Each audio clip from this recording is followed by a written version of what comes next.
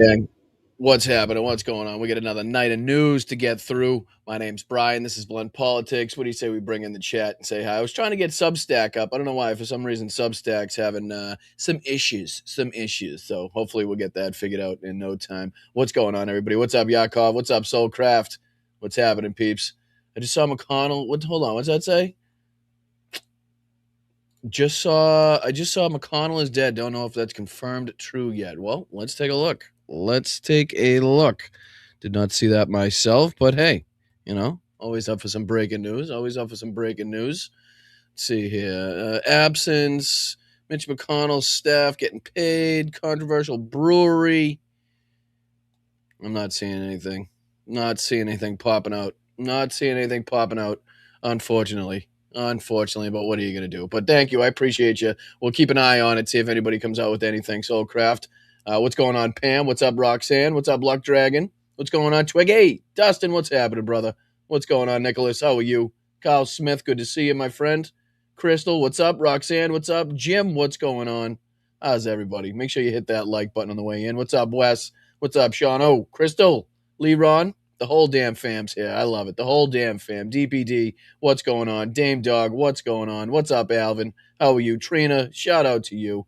Let's friggin' go. Mitch is on eternity leave. I know. We're waiting for that confirmation. CRL, how are you on Twitch? I see you over there. You can't hide from me. All right, so we're back at it, August 5th, 2026. We're going to be going through a little bit of what we didn't get through this morning on the early show. So we have to take a look again at that Jesse Waters. We got more about obviously Ukraine and their struggles with the Patriot missiles. We got some more updates with Donald Trump basically trying to take credit for a deal that apparently went down or is set to go down between Iran and Oman as kind of divvying up the control over the Strait of Hormuz. Well, Donald Trump's trying to take credit for that. We got some stolen valor by Donald Trump, Mr. Bone Spurs himself posting himself as somebody who's in the military, apparently with either Patton or MacArthur, people are suspecting. I don't know. It doesn't look like either one of them to me, but that's what people are suspecting. So what do you say we bring in the chat? Say hi to you guys. You guys deserve some screen time, some air time as always. Dustin, how are you, brother? What's going on? What's up, Jim? What's up, Wes? Again, appreciate you guys. Make sure you hit the like button on the way in. Again, my name's Brian. This is Blunt Politics. There's a Venmo up in the corner. It's the quickest and easiest way to get the $1 or $2 that we ask for to be sent in to help and support the channels just like this. I really do appreciate your generosity, everything that you guys go through, put up with, and give to channels just like this all over the place. So very much appreciated. If you could, continue to hit that like button, subscribe to the channel. We're trying to get to 25K. 25K by midterms. I don't think we're asking too much. I really don't think we're asking too much. I think you'll say that you're getting your money's worth, a little bit of bang for your buck over here at Blunt Politics. So Mitch is on funeral leave. All right, what do you say we get into we say we get into it and stop wasting time here. All right, the first thing I wanted to take a look, let's show you this. I was talking about the stolen valor, so we might as well start there, right? Throw this on your screen. This is what people are discussing and talking about as far as Donald Trump posting what should piss off, what should absolutely be a sign of disrespect to anybody that's ever donned the uniform, that's ever taken the oath to defend the Constitution against all enemies, foreign and domestic, regardless of what branch you served in. Maybe you have a family member that served. Maybe you yourself didn't serve. Maybe you know of a family of people that serve that are close to you. Whatever it may be, this should piss you off. From a guy that utilized excuse after excuse after excuse not to be picked in the draft or not to be entered into the draft. Donald Trump posted himself as some, I don't know. Again, people are suspecting that this is supposed to be Patton on the left and MacArthur on the right. One of the worst AI generations that I've seen to date. I mean, looks nothing like George Patton, looks nothing like MacArthur. I mean, again, the only person that even remotely looks like himself is the asshole in the middle there, which is, it's crazy. You know what I mean? It's just somebody that has, again, been responsible for dodging so many of the drafts, for him to post like he's this like great military leader and is above and beyond what MacArthur was or above and beyond what Patton was. Like these are people that led the U.S. military in battle, like led large forces and sustained casualties, and were responsible for brilliant military strategic wins and victories. Like, this isn't fucking a game. People that enter the military families, they don't take this as a game. So to see this shit is ridiculous. You can see Midas Touch posted here. Stolen valor from Mr. Bones Spurs, an insult to every man and woman who has worn the uniform. What do you guys think? I mean, I'm sure there's some people in the military here, or I'm sure there's some people in the chat that served at one point or another. I know we do have some. What do you guys think about this? And thank you to Luis. Much appreciated. Congratulations on being here for 28 months. Thank you so much to Jim as well. $2 being sent in a personal swearing mood. Well, I appreciate that. That's how I typically feel every single day. And thank you to Pam as well. My dad and my husband served, two of my heroes. Now, do you guys get the same feeling that I would suspect that you would get out of this? Somebody that, again, is a draft-dodging, con man, fraudster piece of shit, now posting himself as this great military leader. Meanwhile, we're talking about the low levels, the low stockpiles that we've seen. We're still engaged in this ridiculously futile and endless Iran war that Donald Trump has gotten us involved in. We've talked, endlessly about the way that Donald Trump's utilized and kind of used the military as his own personal SS or SA or Gestapo force to kind of project his own weakness, project his own fucking lack of character throughout the world. So I just thought would start on this because I think this was yesterday that he posted this. Yeah, August 4th, it says here, yesterday. But, just another slap in the face, just an absolute slap in the face to, again, the people serving now and the people that have served in the past and continue to risk everything for this country. Meanwhile, he's been sitting, nice and comfy in his golden fucking couch or whatever the hell, just being coddled and led around by the nose for his entire life there. But yeah, there was that I wanted to touch on. There was also this. There was a couple updates here from the Strait and going on with Iran. This is from the Independent. Iran-U.S. war latest. Tehran says that deal agreed to reopen Strait of Hormuz after Trump warns of more attacks. Well, again, this is seemingly the United States trying to take credit for a deal that's been had or is being talked about between Iran and Oman as far as control over the strait. We have some more information. I just want to take a look at a couple paragraphs of this, but we have even more information coming out the Hormuz letter, giving some more detail as to what this deal might entail. And again, it's benefiting Russia and China. It's talking about 7% fees and tolls on ships going through, not Russia and China, though.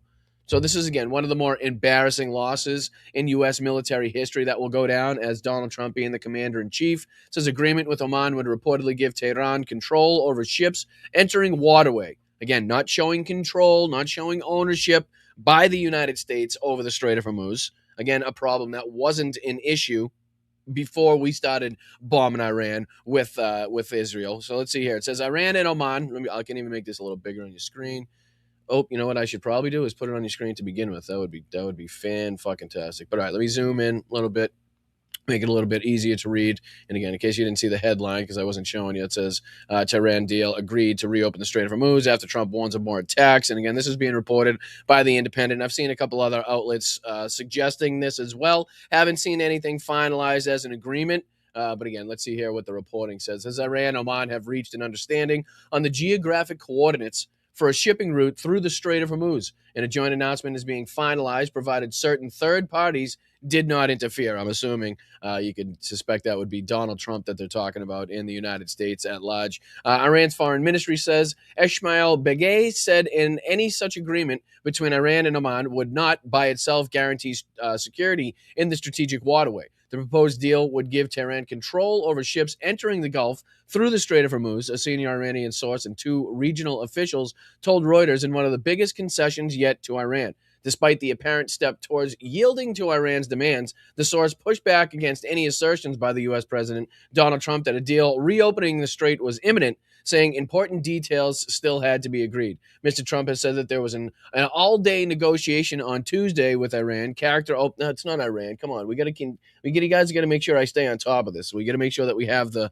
correct countries being stated here. It says Mr. Trump has said that there was an all-day negotiation on Tuesday with Islamic Republic of Japan, characterizing the talks positively while also threatening to hit the country really hard. And that country that he's talking about is clearly Islamic Republic of Japan.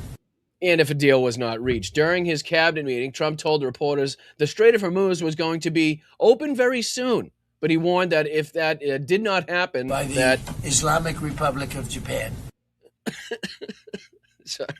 would be hit very hard. So, sorry. Let's see if there's any more from this or not. We can go into the Hormuz letter and the information that they got here. Houthis claim to have attacked Saudi oil tankers. I think we covered that this morning as we were going through this. So yeah, let's see if we can go into this Hormuz letter reporting here. This is talking about basically more of the details stemming from this possible agreement. It says Iran is demanding a fee of 7% on all commercial ships passing through the Strait of Hormuz, with Chinese and Russian vessels exempt from the fee. So again, this is a war undertaken by the United States, specifically Donald Trump and Benjamin Netanyahu. And who's it going to benefit? It's going to benefit China and Russia. You know, because everybody else is going to have to pay 7% as far as the commercial shipping going through the strait, which is obviously going to add to, price increases to all of the goods and services that have to make their way through these waterways. You know, we have to add in now that 7%. The company's obviously going to want to make a profit on that. So I'm sure you can bump that up even more. But guess what? China and Russian vessels, they're going to be exempt from that fee, while Oman is discussing smaller fees of around 3%. And the U.S. Wants no fees at all, per Reuters and the Iranian source. A senior Iranian official said that the proposed deal gives Iran control over ships entering the Gulf through the Strait of Hormuz and is one of the biggest concessions yet to Iran, as we just read, meaning the war launched by the United States and Israel in February has resulted in a major shift in the balance of regional power in Iran's favor, which we've talked about endlessly from the beginning of this war, that was going to be the outcome, right? We were going to have to, unfortunately, respect the newfound control, the newfound nuclear weapon that is the Strait of Hormuz that Donald Trump had afforded Iran the control over. So we've been talking about how even the Gulf nations, people that have shipping that go through these waterways, you're going to have to respect the control. You're going to have to respect the power that Donald Trump has afforded Iran over this geographical waterway. I mean, it's otherwise the United States is going to have to go boots on the ground. We're going to have to try to, again, occupy the country of Iran. We're going to have to eliminate their military completely, 100%, so that these shipping companies, the captains, the insurance companies know for a goddamn fact that Iran can't put a mine in the Strait of Hormuz, can't send a Shahed into the Strait of Hormuz, can't send a ballistic missile into the Strait of Hormuz. Like, that's the next step. That's the only other option. Either respect the fucking control of again, a waterway that was wide open, freely being used before Donald Trump enacted this war, or we push the button and say, we're going to have to go full tilt. We're going to have to put boots on the ground, occupy Iran, make sure that we have U.S. Military service men and women basically stationed at and occupying all of Iran's military training facilities, all of their camps, all of their bases, everything. Like, that's the only other way that you're going to be able to show the world, prove to the world 100%. And this is that asymmetric warfare that we continue to talk about, right? This is that, the fact that Iran doesn't need to have the same military capabilities. They don't have to have the same military power that the United States does or Israel does in order to come out victorious in this situation. This is exactly what we're talking about. It says a senior Iranian official says that the proposed deal gives Iran control over the ships entering the Gulf of the Strait of Hormuz. Like we said, the war launched by the United States and Israel in February has resulted in a major shift of balance of regional power in Tehran's favor. So again, something that we have been talking about, that was going to be the outcome from this. Another Iranian source, however, cautions that the devil's in the details and that a single tweet from Trump could cause the whole thing to collapse. So another, hey, we're going to take out the entire civilization. We're going to bomb your fucking water treatment facilities, whatever Donald Trump stupidity comes out of Donald Trump's mouth is what they're talking about there, what they're referencing there. So again, that was the Hormuz letter that was posted at 4:44 today. So, Donald Trump again trying to take credit from that as well. Let's see, what else was there? There was a couple other moments that, was it this one? Oh, this was just kind of another random thing that I was talking about or wanted to talk about on today's show. We spoke earlier about Abdul El Sayed's victory in Michigan, as close as it was to overcome some 50 to now being reported, or as he stated in his victory speech, $70 million that was spent against him. Let me reiterate, $70 million in a Democratic primary. So just to show you how important they find it, the people that have spent the millions and millions of dollars to try to defeat Abdul al-Sayed, while Donald Trump's going back to rigged elections, much like we saw with Spencer Pratt in the California elections, clearly going back to the 2020 election, the January 6th insurrection and everything that surrounded that event either also. But this is what he posted on True Social. I believe this was this morning. Yeah, it says right here, August 5th, 2026, around 9:28 in the morning. And he said, Wayne County, Detroit in Michigan is one of the most corrupt voting areas in the United States, if not the world. If not the world. And we know there's some really fucking corrupt places where you think you're casting a vote and it don't mean shit. And Russia being one of them. So for him to say that Wayne County is worse than some of the places that we know, and obviously the dictatorial autocrats like Vladimir Putin and how they run their elections is crazy. It's strictly third world. Miracles happen in Wayne County, including more votes being cast than there are voters by a lot. Obviously, he's got no evidence to suggest for that. Therefore, the communist, as the buzzword is being thrown around more and more by Republicans daily, he's got to put it in there. It's capitalized too. So obviously, he's putting a little prominence on that word, a little respect on the word communist there, who is not liked in Detroit and is potentially vote counter trouble. Vote is potentially in vote counter trouble. I don't know what the fuck that means. The radical left socialist has a real shot, and don't discount all of the fake mail-in ballots that will surprisingly in quotations, show up at the last moment. Get ready for another rigged election, he says. In November, we must vote for Mike Rogers and make Michigan too big to rig. God bless, yada, yada, yada. But again, it's the rigged election that he's time and time again consistently gone out there and tried to throw into the zeitgeist, right? Just throwing, casting a shadow of doubt over all of the elections that happen if they don't come out to his favorability, which is nuts, obviously. But that's kind of some of the shit that we've been looking at, some of the shit that people have been talking about. You know, if it's not somebody that wins, if it's not somebody that he likes that wins, it's clearly got to be rigged. You know, and he's even come out many times and said this. You know, if he doesn't like the result of an election, then he's going to say it was rigged, or he's going to say it was stolen, or he's going to say it was this, that, or the other thing. So it's not a big surprise to see that he's throwing that out there again, much like he did again, like I said with Spencer Pratt. But all right, this is another video that we missed this morning. I didn't get time to jump into this, and this is one of the main stories, obviously, that people are speaking about. So the stockpile and the interceptor problem is even worse than we suspected. CNN has some pretty good reporting here from some military officials that I believe remained anonymous when they were reporting on this, but kind of raising the alarm, sounding the alarms, raising the red flags as it pertains to some of our long range precision missiles like ATACMS and those kind of things. So I just wanted to see if we can dive into this clip, this video, detailing how the U.S. has used 80%. I think the reports that we got initially said somewhere around 60%, and this is on top of obviously the Patriots and the THAADs and the problems that we're seeing with the stockpiles on those as well. So not a great position to be in if you're the U.S. military, especially when, again, you're stuck in this, what seems to be a forever war with Iran. No clear outcome, benefit, off-ramp that we've seen yet so far. I know we continue to talk about the divvying up of the Strait of Hormuz between Iran and Oman, but that's not benefiting the United States. I don't think Donald Trump's going to be able to, like, in any way, shape, or form, sell it to the Republicans that that's the victory. That's like the main goal that they were trying to achieve going to war, and that's why we've lost 18 servicemen, men and women, and had countless men and women injured in this fight.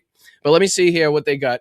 Because CNN, like I said, got this 10-minute clip that they put out. So I want to see if there's any more information. Clearly, it seems to be a little bit worse than it was originally reported. So what do you say we dive into this real quick? Hit that like button if you could. Again, my name's Brian. This is Blunt Politics. We got a Venmo up here in the corner. If you want to send in a buck or two at any point during the show, if you think we're deserving of that or more, not going to stand in your way. But again, just a buck or two would be fine. That would suffice if everybody in the chat were to do so. So, all right.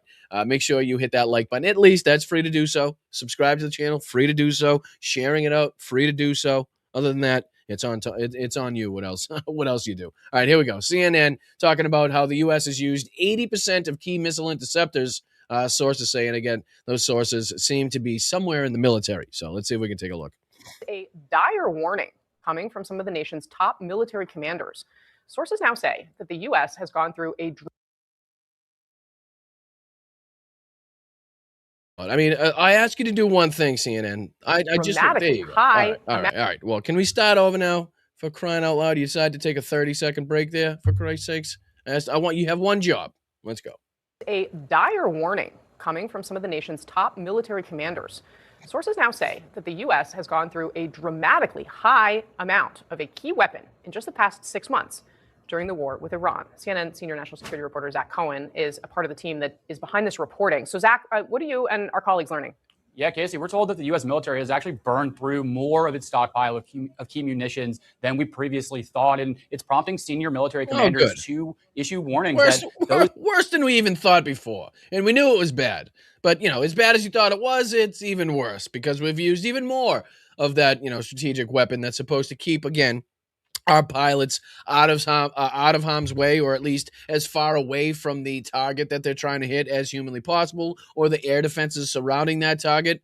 Again, this is if we kick back off with escalation, if we kick back off with bombing, and we've run out of ATACMS or long-range precision missiles, that means the pilots are going to have to get closer to the target. That means they're going to have to fly deeper into Iran, right? Like right into the air defenses, obviously creating a vastly more dangerous situation than if they were able to loiter on the outskirts of Iran and utilize their ATACMS, utilize these long-range precision missiles to hit whatever target for the 332nd time that they've hit in this war, doing absolutely nothing.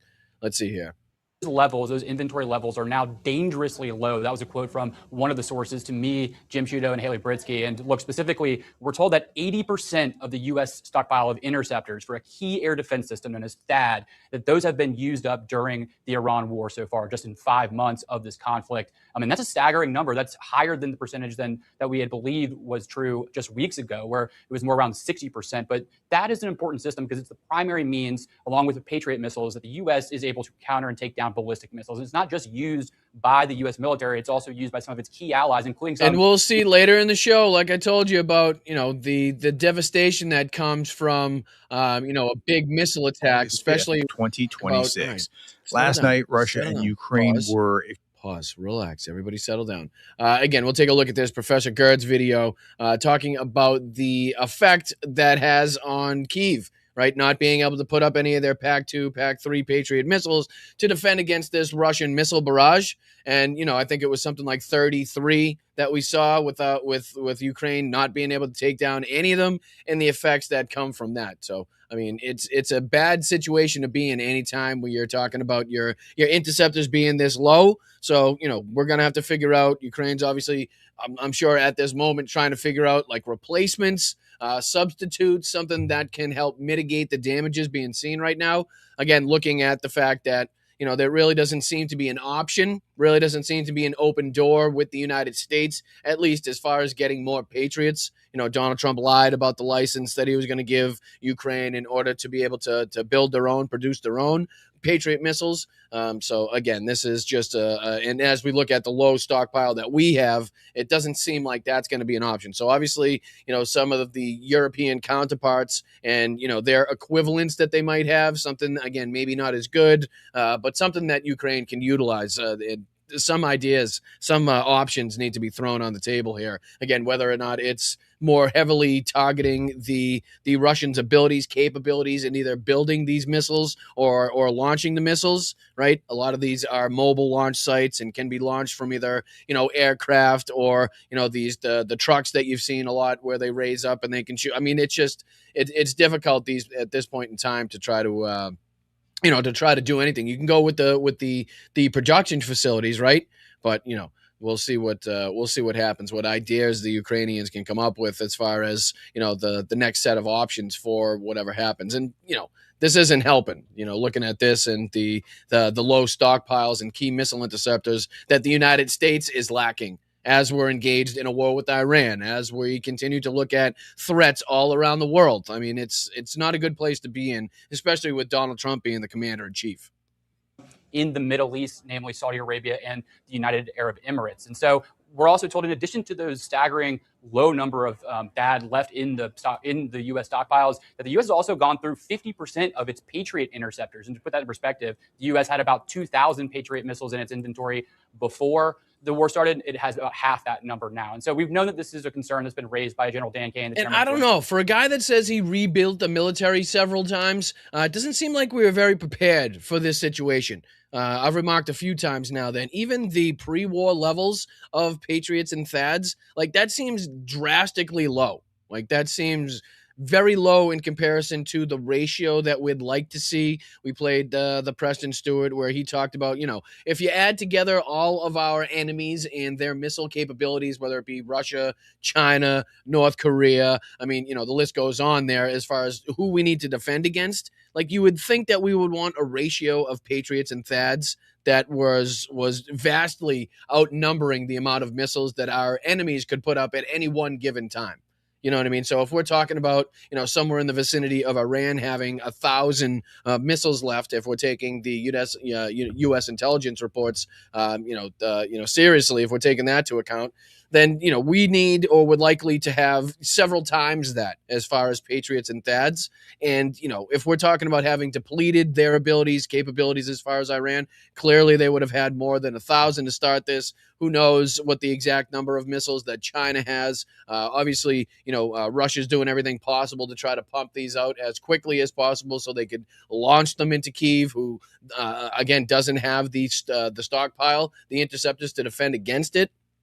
So it's a shitty situation to be in, a scary situation to be in, and one that, it surprises me that we were, the levels were as low as they were before we even enacted this war with Iran. It just points to the fact that they really did think that this was going to be a Maduro style, Venezuela style. We were going to pop in there, drop a couple bombs, kill a couple people, ruin and destroy a couple girls' schools with kids in it, and everybody was going to capitulate. Everything was going to go, swimmingly. It was going to be a 1 or 2 day campaign. They definitely wouldn't close the Strait of Hormuz. They definitely wouldn't retaliate against U.S. bases. They definitely wouldn't kill anybody in our military. Like, all of those things have been proven false, and we have this now situation we're looking at to try to reopen the Strait of Hormuz that wasn't an issue, wasn't a problem, wasn't closed before this war even started.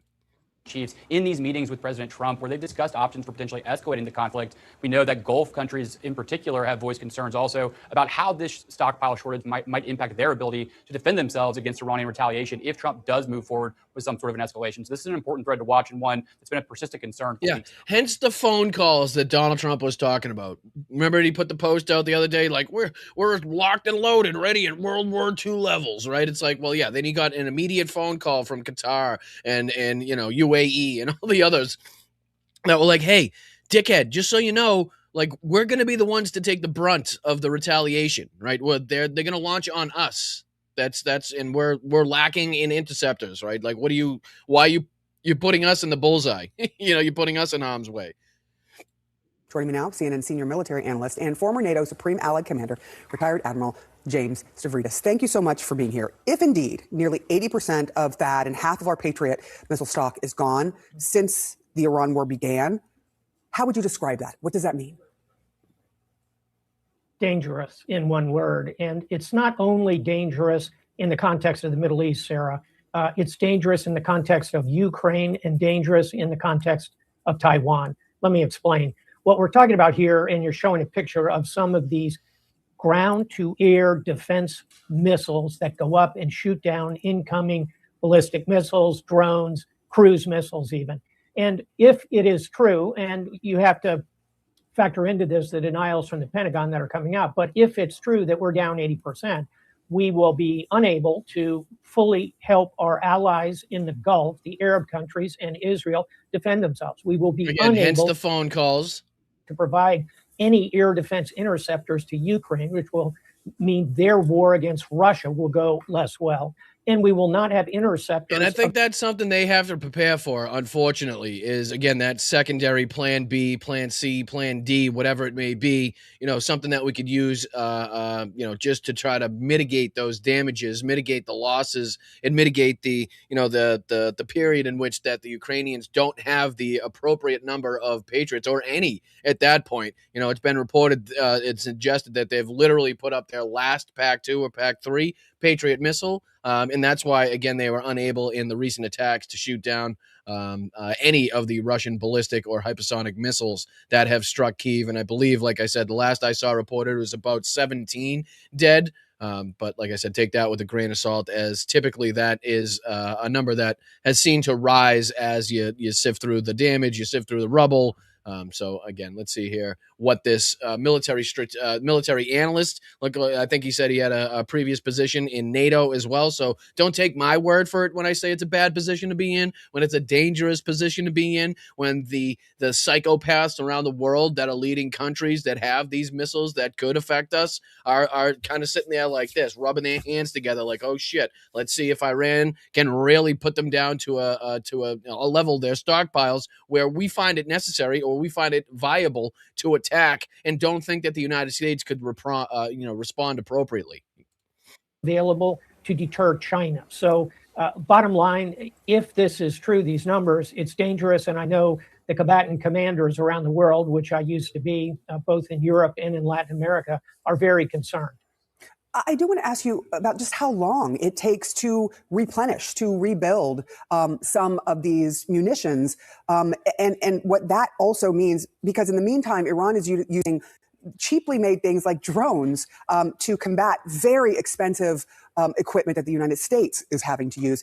Give us some sense. That's another huge problem too. I mean, obviously the cost difference between, what is it, somewhere around 20,000 or so, depending on the variant, if we're talking about Shaheds, comparative to what it costs to produce a Patriot or a THAAD missile interceptor. It's just incredibly unequal in the vast amount of Shaheds and cheaply made drones that Iran has its hands on is another huge problem. So, I mean, it's clear for most people that are looking at this situation that know that it takes years and years for stockpiles like this to be replenished. And that's if we stop right now. That's if we don't continue to see a need for them. Obviously, if that's cutting off Ukraine totally from getting any further Patriots or THAADs, like that's clearly not a good situation. That's if right now everything's shut down, how long it would take to replenish. These military experts, former NATO, members, and people that have had high-ranking positions in NATO, former admirals, are now telling you that it's going to be years. Like I don't know what his exact answer is going to be, but I've seen other people within the military, people in military strategy, say that it's a couple years at least before you're going to see these stockpiles be replenished. Timeline of trying to replenish these.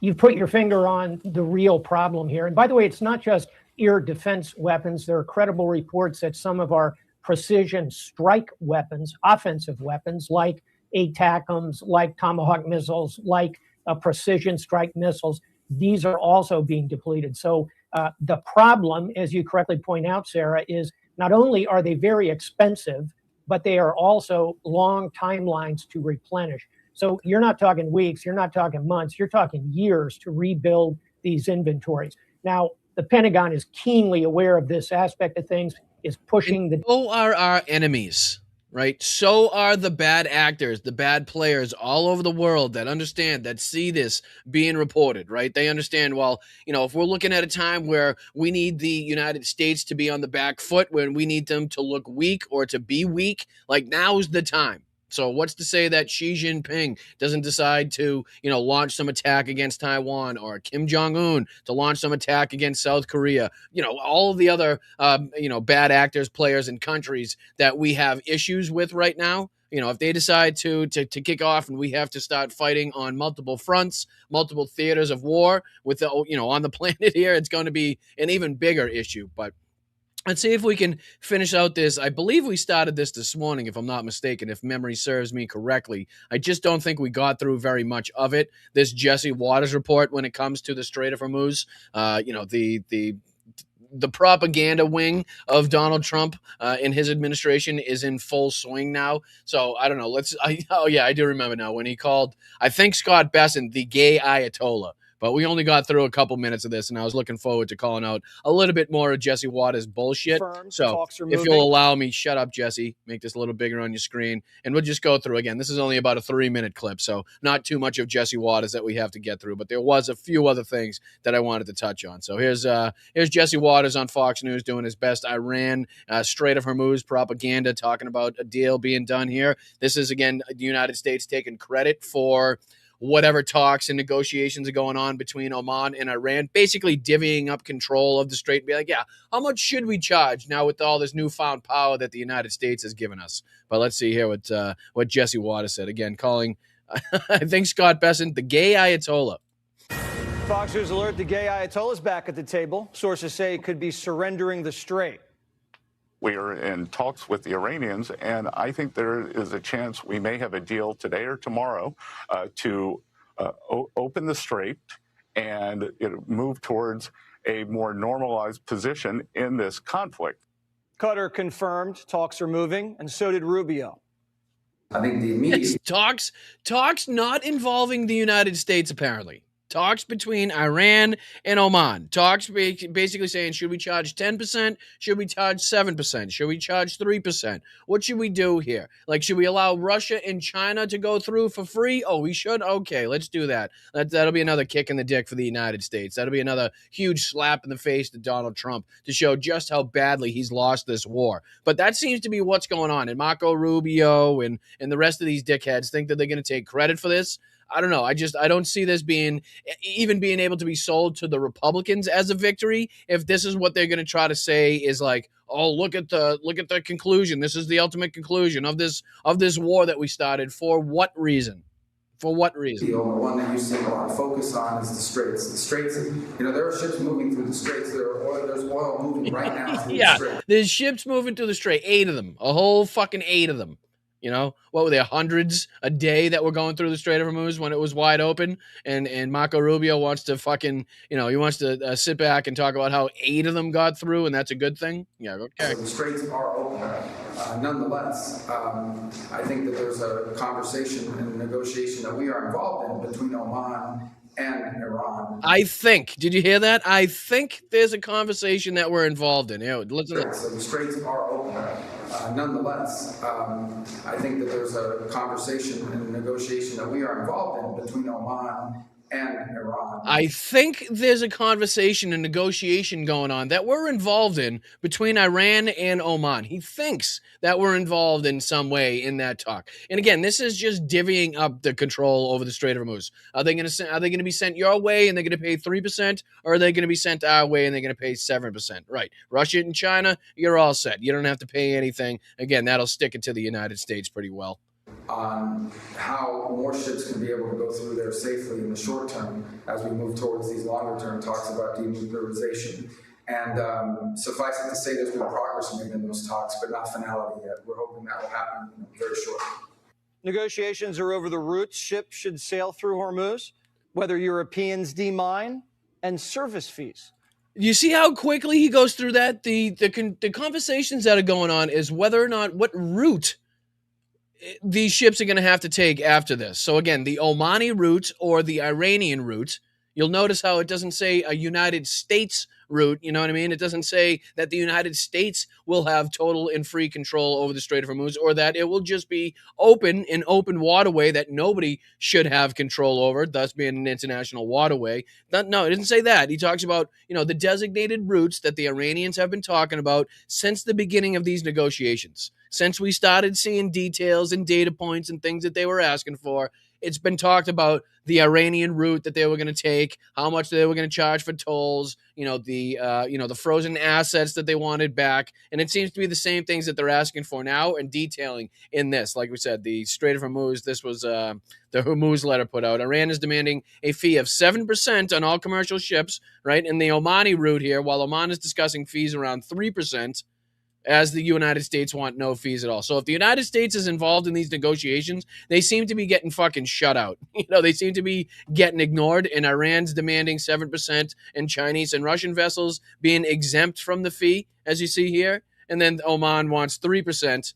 But, apparently, like Marco Rubio said, he thinks at some point he's maybe it's possible that the United States involved in some of these discussions. He's not 100% sure. He thinks, though.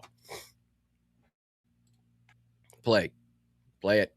Trump says no fees, so they're squabbling. Now, if we don't like what they're cooking up, the sanctions and blockade stay. No sweat off our back. Iran's losing. Yes, it is. Yes, it very much is sweat off our back, quite literally. When people go to work and they sweat, and the sweat drips off their back, and the money that they hope to make in that job that they sweat their ass off every single day in the summer heat, when they go home and that paycheck doesn't go fucking nearly as far as it used to because of, again, the exorbitant price increases that we've seen from the closure of the Strait of Hormuz, as we've seen from the Bab el-Mandeb and the Red Sea coming into play now with the Houthis in Yemen. Yes, it is sweat off our back. It's not something that we can just consistently sustain, as the Iranians have found out. Remember how that whole blockade went before, where we found out, oh shit, maybe they could withstand this for a longer period of time than even we suspected. This was U.S. intelligence assessments coming out saying this. They could withstand this well past the time that the United States would see a collapse, or the pressure, placed upon the government by the people because of the price increases would get to a point where even they would have to capitulate. They would have to change course somehow. Yes, it is sweat off our back, you fucking fool. A small fortune every day. Meanwhile, stock market had another banger. Oil closed in the 70s. The market wants peace. Again, reaction to the fucking news that Donald Trump wasn't going to go ape shit for 2 weeks like was being reported. Also, Scott Besson's market manipulation and the rest of the Trump administration talking about this deal, again, a deal apparently between Iran and Oman that Donald Trump is trying to take credit for. Right, is trying to make it seem like he made this happen, he made this possible, and let him take credit for it. If he wants to take credit for the Iranians being able to charge 7% for all commercial shipping, if he wants to take responsibility for Russia and China, their vessels being able to transit through the Strait of Hormuz for free, while all other countries that, again, we find to be, closely aligned or affiliated with the United States have to pay this toll, have to pay this fee, thus leading to price increases even further in those countries, one of them being ours. It's crazy that, he wants to take credit for that. Trump, but he's prepared for war. The 2 weeks of airstrikes were He's not prepared for war. If he was prepared for war, we'd have stockpiles that said we were prepared for war. What are we seeing as reported on? We don't have stockpiles ready for war. We don't have the interceptors ready for war. Our Gulf partners don't have the interceptors ready for war. Apparently, we don't have the long-range precision, missiles ready for war, a prolonged war. So what the fuck are you talking about? Again, this is just utter horseshit and propaganda at the highest levels here, because that's the only thing that they have left.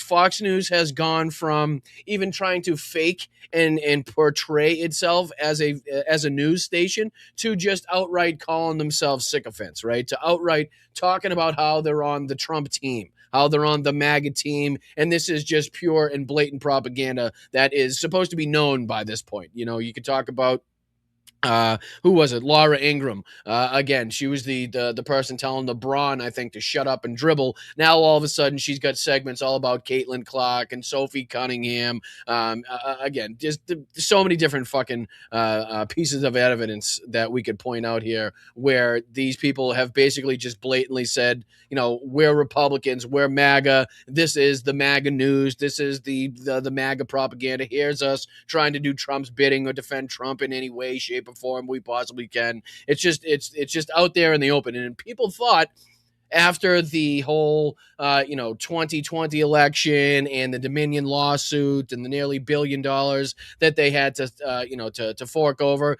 that you would see some shift, but that kind of was erased when Donald Trump got back in his second term. They've, just like everybody else, felt more emboldened by Donald Trump's second term, where they don't have to answer to anybody. They don't have to pretend anymore like they're an actual news station. They are what they are. And I think it was another Laura Ingraham segment where she was talking about like, oh, join us, independents and even Democrats, come join us, where she's talking about herself as a MAGA Republican. So again, not an independent journalist, not somebody that's just covering the news to give you the facts and let you decide for yourself, but people that are actively pushing an agenda, actively towing the party line and doing the bidding of the government, much like Joseph Goebbels saw his whole media conglomerate do for the Nazis.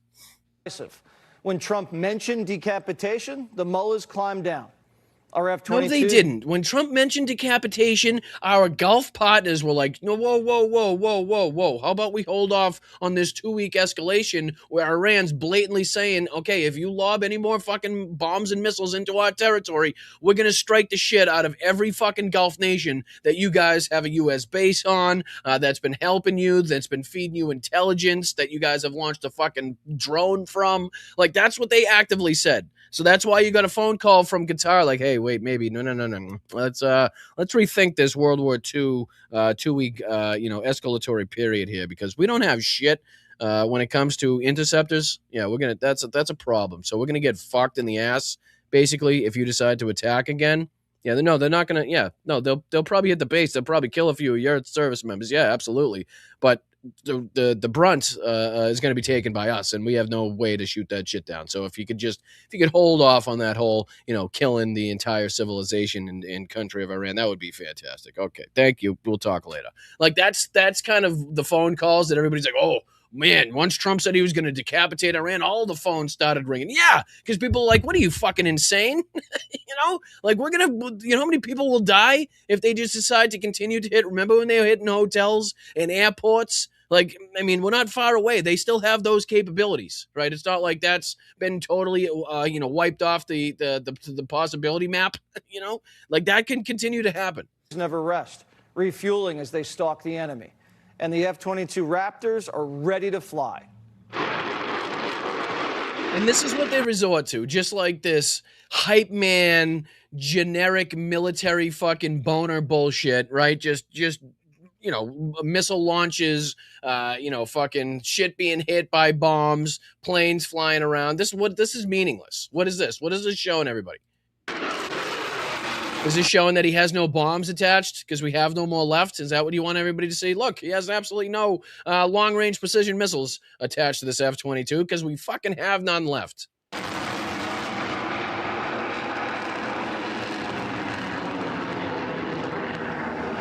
Great. What is this?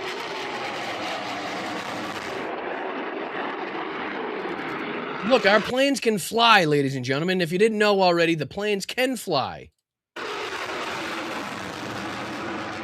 Our boys on the ground are keeping their skills sharp and lethal. What is this? Just generic training footage coming from the U.S. Marine Corps is supposed to what? Make us forget that we've utilized and expended 80% of our fucking interceptors or 50% of our Patriots, or, the amount of ATACMs that we've expended? Or like, is that supposed to make us forget about the price of gas? That's supposed to make us forget about the inconsistency in the markets and the instability with, in the fluctuations with the price of oil, like the 18 U.S. service members that have been killed, the hundreds and hundreds that have been severely wounded. Is this whole generic fucking Marine Corps training video supposed to make us forget? Like, who are they shooting at in this? What are we showing? What is this? We're good. And what the crazy thing is he thinks this is like getting everybody amped up when people are just like, does this mean we're putting boots on the ground? Like, that would be my first question if I was a Fox News viewer and I saw this shit. Like, why would the U.S. Marine Corps be sitting there training for on the ground missions, what looks to be close quarter, combat, as opposed to, again, these long range strikes that we've seen, primarily in this fight? Like, why? What's going on here? Are we taking Cog Island? Are we going in for a full occupation of Iran? Like, these are the questions that I'd be asking if I was like, I don't know, a 95-year-old person watching Fox News. You know what I mean?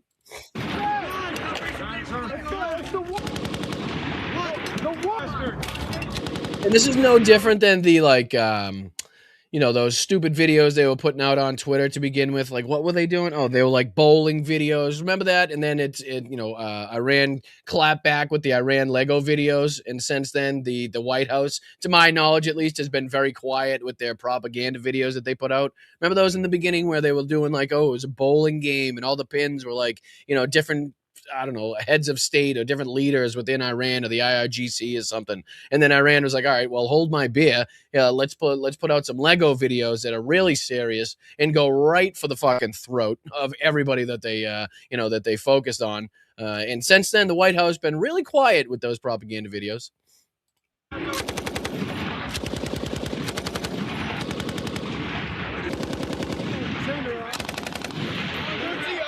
How much of this is he going to show? This just guided missile destroyers are getting fresh new supplies. That looks, I mean, is that just sped up or is that AI? I'm sorry. That must have just been sped up, right?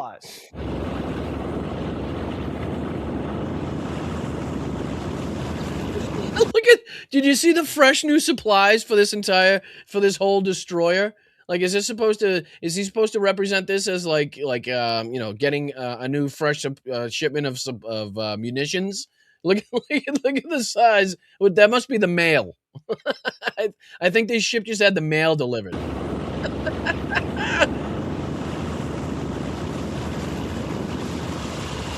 The disfigured Ayatollah better take notice. Look at that. This could be his last chance. Little US fucking, Intel what could possibly be in that sleeps little thing? and who he sleeps with. And that's supposed to be what we're looking at is like the fresh resupply for this entire ship. Get the fuck out of here. All right, but like I said, that was the Jesse Waters Iran Strait of Hormuz propaganda that we were looking at. Did you guys see this?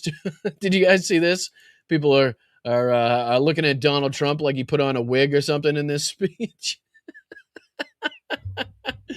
Aaron Upar says, "Is Trump rocking a wig? What the hell is going on here?"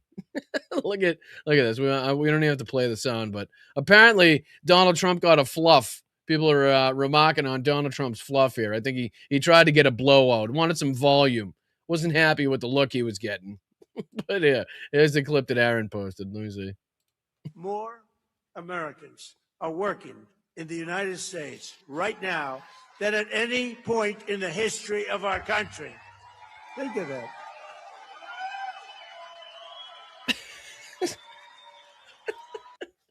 I think a lot of people are pointing out that it looks like this is Christopher Hale says, he looks like Alec Baldwin playing Trump on SNL. Looks like Trump playing SNL playing him. There's a ton of these too. As illegal aliens go home, the cost of rent, groceries, and other staples is coming down very fast, which is absolutely not true. It's a word that the opposition devised, Trump says. Affordability. Of course, you know that being really, really a new word there. And then Adam Kinzinger says, did he get something done? Trump's hair has a lot more volume than normal. Aaron Upar says, look at what the fuck. What an absolute clown. He's just a fucking clown trying to hold on to every bit of that he possibly can, right? Like, it doesn't matter who knows what, if we could see the pink scalp through whatever fucking, he's calling that toupee on the top of his noggin at this point in time. He doesn't care. You know what I mean? He's just such a vain, narcissistic piece of shit. He's like, yeah, make it look as stupid as possible. Make me look like an idiot so I can go out there and feel great about myself. Oh, Jesus. All right. And here's one of the stories that we didn't get to in the earlier show. This is the whole Max Miller debacle as the Republicans were kind of taking their victory lap and, utilizing and beating a dead horse as much as they possibly can with the whole Graham Plattner disaster that we saw here on the left. Well, it seems like they're going through their own little troubles here, as it were, as it can, pertains to abusive people within their ranks, scumbags and scary individuals. If you're listening to Bernie Moreno and his family, this is Max Miller, and he went on with CNN. This is posted by Jesse Dollemore. Shout out to Jesse Dollemore for posting this on his channel. And this is apparently, as he's posting, abusive Max Miller ends his campaign with bonker CNN interview. But he's kind of defiant. He's remaining defiant, and he's using Donald Trump as kind of the kind of the poster child for something like this. Like, he references 2016 and all of the allegations that Donald Trump was facing, and I'm not sure he directly references the Epstein files, but you can be damn sure that he has that in the back of his mind. So Max Miller apparently is married to Bernie Moreno. Bernie Moreno, another Republican piece of shit, if I'm being honest. Bernie Moreno's daughter has a child with Bernie Moreno's daughter, and Bernie Moreno's daughter apparently is deathly afraid of Max Miller. Max Miller has been, I think there's now 3 different women that are not associated, don't know each other, that have come out and talked about the anger, the abuse that Max Miller is responsible for and capable of. And like I said, I just wanted to play a couple minutes of this CNN, and he really outs himself, not only outing himself, but shows you how Donald Trump's scumbaggery has gone on to breed assholes just like this. People thinking that it's okay, and no matter what happened in their past, no matter what they've done, no matter what they're guilty of, they can just use Donald Trump as that poster child to be like, well, look, he said, people thought that he was grabbing women by the pussy because he said he could because he's a star. Everybody knew that he cheated on his wife 5 months after she gave birth with a porn star at a golf tournament. I mean, again, all of the list and the litany of things that we could go through as far as Donald Trump's sick, disgusting sexual exploits in the past. Obviously, his affinity for underage women, underage girls, I should say. My apologies here. But yeah, this is Max Miller on with CNN. So I just wanted to fill everybody in on this story. I'm sure you've possibly seen it go through your social media feed. But yeah, this is on the heels of Republicans doing their, continuing to do a dance on the topic, on the situation that was Graham Plattner in Maine. And this is something we've seen here with different men throughout the government more recently. So hopefully more of these assholes continue to get called out. I don't know if there's been a change in Max Miller's stance as far as not stepping down or not ending his campaign here, but we'll keep an eye on it. But this is CNN. I think Jake Tapper, if I'm not mistaken, talking to Max Miller. I just wanted to play a couple minutes of this to show you what a psychotic piece of shit he is, and how he invokes Donald Trump's name and all of the disgusting things that Donald Trump has been accused of and is responsible for and is absolutely guilty of, to kind of clear his own name.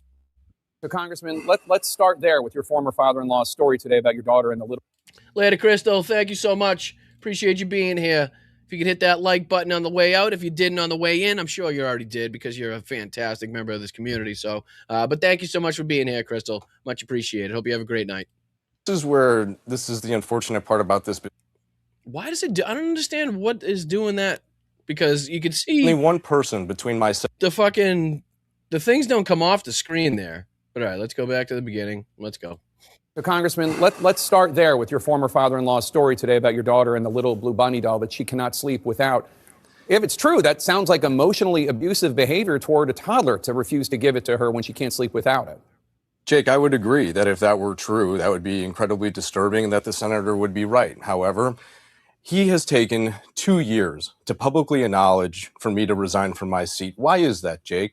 If he truly believed, like, I'm a father to a 2.5-year-old daughter, I believe that you're also a father to children. And I don't know if you're actually a father to a daughter. But what I can tell you is, well, Jake, then what I can tell you is that if my daughter came to me and she said, my ex-husband did X, Y, and Z, and then I waited because I was nervous that a political live stream was going to expose a deeply impersonal, embarrassing matter to the senator. So he's basically trying to say that, the media attention and the fact that they tried to handle this, behind the scenes and not, put it into the limelight, not put it into the spotlight, is supposed to like exonerate him from all of these accusations. And like I said, Jake Tapper does go through the list of accusations here. And then you can hear Max Miller literally invoke Donald Trump's allegations, all of the things that he was going through and has been accused of and is guilty of, to try to clear his own name in this situation. That action. Sadly, this has nothing to do with my daughter, Jake, and that's what this entire thing is about.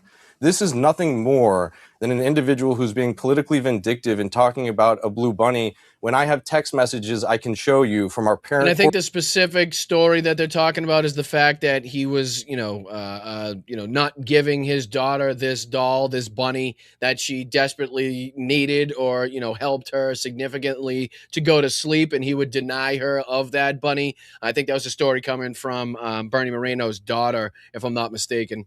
Coordinator, who is a mandatory court reporter, who said that Mr. Moreno would be coming over my home, and then another individual came who I don't know. Well, first of all, Congressman, you're faulting him for both not saying anything for 2 years and for saying something in the last 2 days. Well, that's because, Jake, it's possible that he didn't say anything because his daughter didn't want him to say anything, because he didn't want this to become any more of a spectacle than it's become. You could say that, but also dealing with this in a private family matter, then why couldn't we had a conversation a year ago? If Mr. Moreno felt this was the case, why do we now have to... Because they think you're a psychopath. They think you're a fucking psychopath. That's why. They're all deathly afraid of you. They don't want to have a conversation. They're scared to death that they have to deal with you because they have a child together and you're going to have to co-parent for the rest of your goddamn lives. That's fucking, I think anxiety-ridden enough for somebody that has to deal with a fucking psychotic son of a bitch, allegedly, as you are. Be here on national TV exposing all of our personal family drama. Why didn't he come to me and say, Max, I don't believe privately that you should be in the United States Congress and that you need to look for a pathway out, and I do believe my daughter. I don't know, but it's not really the issue, though, right? The issue is, the one I asked you about is, did you hold this doll hostage? Because that is emotionally abusive behavior. Mr. Tapper, no. And just to further more than that, there have been 2 investigations that have already been looked into me, and I would like to just have a little bit of moment to explain. I don't again, this is the part of this interview where I think he thinks he's flexing, but this isn't the flex that he thinks it is. Like, let me tell you how well I made out in the 2 investigations that were done into the abuse that I was accused of, right? When this first woman accused me of abuse, and when my daughter accused me of abuse, like these aren't the flexes that he thinks it is, right? Where, again, just because he didn't end up in handcuffs, just because he didn't end up in a prison cell, somehow it's supposed to exonerate him from, again, the complaints that the women and his daughter apparently have put in against him, and the rage that he's apparently, capable of, and how scared of them they are. Like, listen to this. He thinks he's listing, like, the investigations that have been brought into him as some sort of flex. Investigation that was looked into me was that my ex-wife, Emily Moreno, filed a report of child abuse against me. That first incident... So when the ex-wife files a report of child abuse against an ex, typically not a good sign, right? Typically some red flags right off the bat in that situation. Like, and again, if that's followed up by a subsequent investigation because your daughter accused you of abuse, like, I think that's, again, raising even more red flags. I think that's lending more credibility to the fact that your ex-wife put in the original complaint. 2 individuals were held liable for abusing my daughter at a daycare, which I have a private settlement agreement from. I was found not guilty. They looked at my fingerprints. They made me take off my shirt. They made me look at my body to make sure that I didn't abuse my daughter. And that was number 1. They made you look at your body? You mean they made you take off your shirt so they could examine your body to get, details, to get evidence? They didn't make you look at your body. Tapper. Number 2, when I was reported for child abuse for my daughter for a broken collarbone, my daughter was in my ex-wife's care 9 out of the... Reported by his daughter for a broken collarbone, for abuse and a broken like, this is getting worse. I don't know. He's listing this shit like it's a good thing. You know what I mean? Like, hey, let me tell you about my fantastic record. And he's now listing all the investigations and how his ex-wife, his daughter have both accused him of abuse. One with a broken collarbone. It's like, this. What are you doing? Last 11 days, and she took her to the emergency room, which is a contempt violation from our shared parenting plan. Furthermore than that, Mr. Tapper, Shut up. He's using his, his politician speak here. But I want to go ahead because, like I said, Jake Tapper kind of lists the, kind of the accusations that have come from these women. Let me see. I think it was somewhere in this region. You said it was taken out of context. Well, because it is taken out of context in terms of how the articles have been written about it. I didn't do this. My attorney took full responsibility. I believe that it's awful. There was never any intent to self, and Emily Moreno, who's been actually, this isn't anything new, seeking therapy for the last... On Twitter or X on Sunday, you said you were doing so to protect your daughter.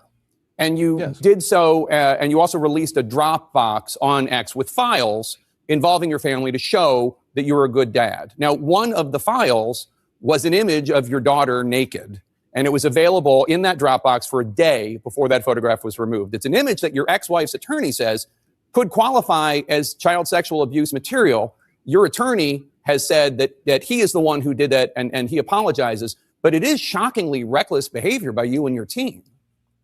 I wouldn't say that it's shockingly reckless. That photo that was put in there is actually a part of an investigation by the Child and Family Yeah, Protective. and you would think that you would have the fucking, the wherewithal and the foresight to get in there and be like, you know what, maybe we should take a look at these pictures that were used in an investigation in a court setting, and maybe we shouldn't release those to the public if it, again, includes pictures of my daughter of her completely naked. You know what I mean? But again, another psychopath found within the ranks of the Republicans here as he tries to. Let me see. I think I can find this other one as well. Let me see. It was Max Miller, CNN, because there was another direct one there without taking a look at the whole thing where he pushes back and talks about where he talks about Donald Trump. Like I said, let me see if I can find the exact one. Speaker Mike Johnson is standing behind me. Nobody's told me it wasn't that one. Matter after running Connors for his resignation. I told Danny kill you. Max Miller said he could talk to my beautiful. Nope, that wasn't it either. Give me a second. Let me see, and then I'll do this. Trump. Maybe that'll narrow it down and make this a little bigger on your screen. Let's see here. Max Miller interview with Jake Tapper is an utter train wreck. I think this might be the clip here. Let me throw this on. Put this on here. Because like I said, there's one where he directly talks about Donald Trump being the reason. Oh, was it this other one now? Side by side. Trump saying he didn't know the... No, that was this one, I think. Play this real quick. Max Miller, he's joining us from Los Angeles, where President Trump will touch down this evening. So, Congressman, let's start there with your former father-in-law's story today about your daughter and the little blue bunny doll that she cannot sleep without. If it's true, that sounds like emotionally abusive behavior toward a toddler to refuse to give it to her when she can't sleep without it. Jake, I would agree that if that were true, that would be... That was the one that we just saw. Did I miss it? Did I already go through it? It has nothing to do with my daughter abuse against me. Because I could have sworn that Jake Tapper reads through the allegations. That it's audio to right class. Seems like she's either able to say one but not the other. That doesn't make sense. Would have taken our judges, and there is separately a different level when it comes to what kind of behavior is tolerated among public officials. Am I going to sit? They looked at you or males to take testosterone replacement. You back down from that. Your own mental health. I let the truth speak for itself. That's not the one that I was talking about. Let me see. I'll give it 2 more tries. That's the one with Mike Johnson. If the allegations were true, I'd be in prison, he says. There's one where he directly references Trump in 2016. Let me see. Trump 2016, maybe that'll bring it up. Max Miller and a train wreck. That's the one we just talked about. That's the one we just watched. Mike Johnson. That's the one we just talked about again. Is it this one, maybe? Here. Yeah. Is there anyone in your life, whether it's Republican leadership or your family or your girlfriend or anyone, is there anyone saying it really might be in the best interests for your daughter and actually in your best? That's not the one either. I don't know why I see clips and it's so hard for me to... Max Miller, the truth, and Miller is still standing strong. That's what loyalty looks like. So that's a MAGA moron. Let's see, Max Miller admits that Donald Trump told him he might not be able to win this race. Let me see. Is this the one, maybe? Let me ask you. But if you're asking... You spoke with the president yesterday. Did he tell you what he is telling aides privately, that he does not think you can win? Look, the conversation I had with him yesterday at 9 a.m., and I've gotten a million phone calls about this, and this is what's so troubling. Look, he called me, and he said, Maxie, it's going to be a tough race. And he said, I don't know if you're going to be able to, pull this one out. And You know what, Jake? I reminded him of the same resilience that he had when people told him that he was going to struggle in 2016 and he became the 45th president of the United States. And I have the utmost confidence that my constituents back home know me. So again, invoking the fact that Donald Trump was accused of all of these sexual crimes, sexual improprieties in 2016 and leading up to his presidential run, as the fact that he won as an excuse why he's not going to step down from his reelection bid here. So this, like I said, as the Republicans were trying to do their little ditty, do their little dance, their little victory dance, continuing to bring up Graham Plattner, seems to be that they have continued problems, much like the pedophile president in their party, leading their party, continued down throughout the ranks of the Republicans there. So they better shut their own mouth, fix their own house before they start trying to comment on others. But all right, let's see if we can dive into this as well, because there was a couple of these stories. There was one from The Sun, but I think we'll hold off on that and we'll do this one first. Let me see if we can throw this on the screen, because this is from Professor, and I think this is very important to highlight. Again, the dangers being faced here by Kyiv residents, obviously residents of other cities within Ukraine as well, dealing with the Russian missiles that continue to strike and impact without the possibility, seemingly, of Ukraine shooting them down now. So we've seen very widespread attacks by the Russians trying to exploit this. And this is the professor talking about how Russia and Ukraine basically were trading blows last night. Ukraine got in some strikes, but we have to continue to report on the effectiveness of the Russian hypersonic and missile attacks. So let's see if we can take a look at this real quick. We're exchanging ballistic missile. Sorry, I forget the word ballistic sometimes, but hypersonic and ballistic missile attacks that Russia's been throwing at Ukraine from because of the knowledge they have of the lack of interceptors. But let's see if we can. I'll speed this up just a touch so we can get through a little bit more of it. But it's kind of bad for Ukraine when Russia's using these ballistic missiles and Ukraine just ran out of interceptors. Now, on top of that, Ukraine's getting hit, but Ukraine's also hitting with 400 drones and another wild berries and an oil refinery and this and that and the other thing. And I'll show you all of that in this video. We'll start with Russian strikes, though. You have to understand what's going on here. This is really important. 143. Oh, you think 143 drones and missiles? That doesn't sound that bad. Till you go to 98 shots down. That's a 68% shoot down rate. And then you realize that none of the missiles were actually shot down because they just don't have any interceptors. That's bad. That's really, really bad. Where 0 of the fucking missiles were shot down, all of them impacted, all of them have potential and undoubtedly are going after civilian infrastructure, civilian targets. Again, this is bad. It says Russia used a battlefield-sized arsenal against civilian life in Kyiv and the Kyiv Oblast. The massive strike involved 24 ballistic missiles, 4 Zircon Onyx missiles, and 115 drones, while the targets included a brewery, construction material warehouses. I think it was something like the equivalent of like a Home Depot, Lowe's type of thing that was targeted, that was hit, and they saw a massive fire and total destruction of that warehouse as well. But yeah, it's definitely a bad situation for Ukraine right now. And, they're going to have to start coming up with some sort of, like I said, plan B, C, D, E, F, whatever they have to come up with. Again, whether that's targeting, Russia's ability to build these weapons, or if it's a European equivalent of a Patriot, maybe not as successful, but, something that they could utilize to shoot down, even if it's 1, 2, 3 of these, to try to mitigate the damages here. Battlefield-sized arsenal against civilian life in Kyiv and Kyiv Oblast, according to Euromaidan Press. The massive strike involved 24 ballistic missiles, 4 Zircon missiles, 115 drones. None of the missiles shot down. This is bad. I mean, this is really bad. At least 20 Iskander MS-400 ballistic missiles, 5 Zircon hypersonic cruise missiles, 2 KN-23 ballistic missiles were launched from Bryansk, Kursk, Voronezh, and Rostov Oblast. Every single missile impacted. Let me read that again. Every single missile impacted. Not a single Patriot interceptor missile was launched, as Kyiv now has completely run out.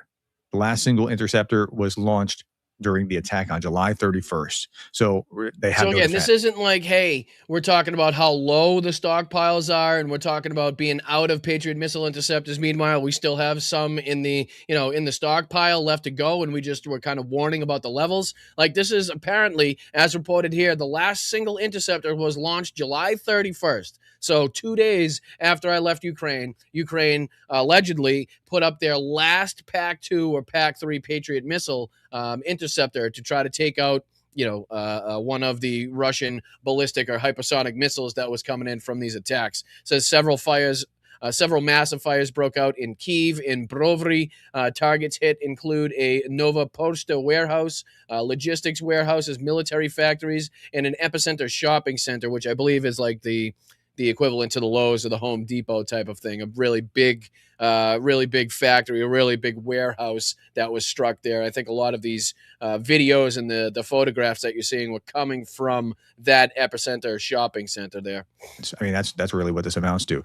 Same from MK mapping: 28 Iskanders, 9 Zircon, 2 KN-23 ballistics, 39 missiles in total.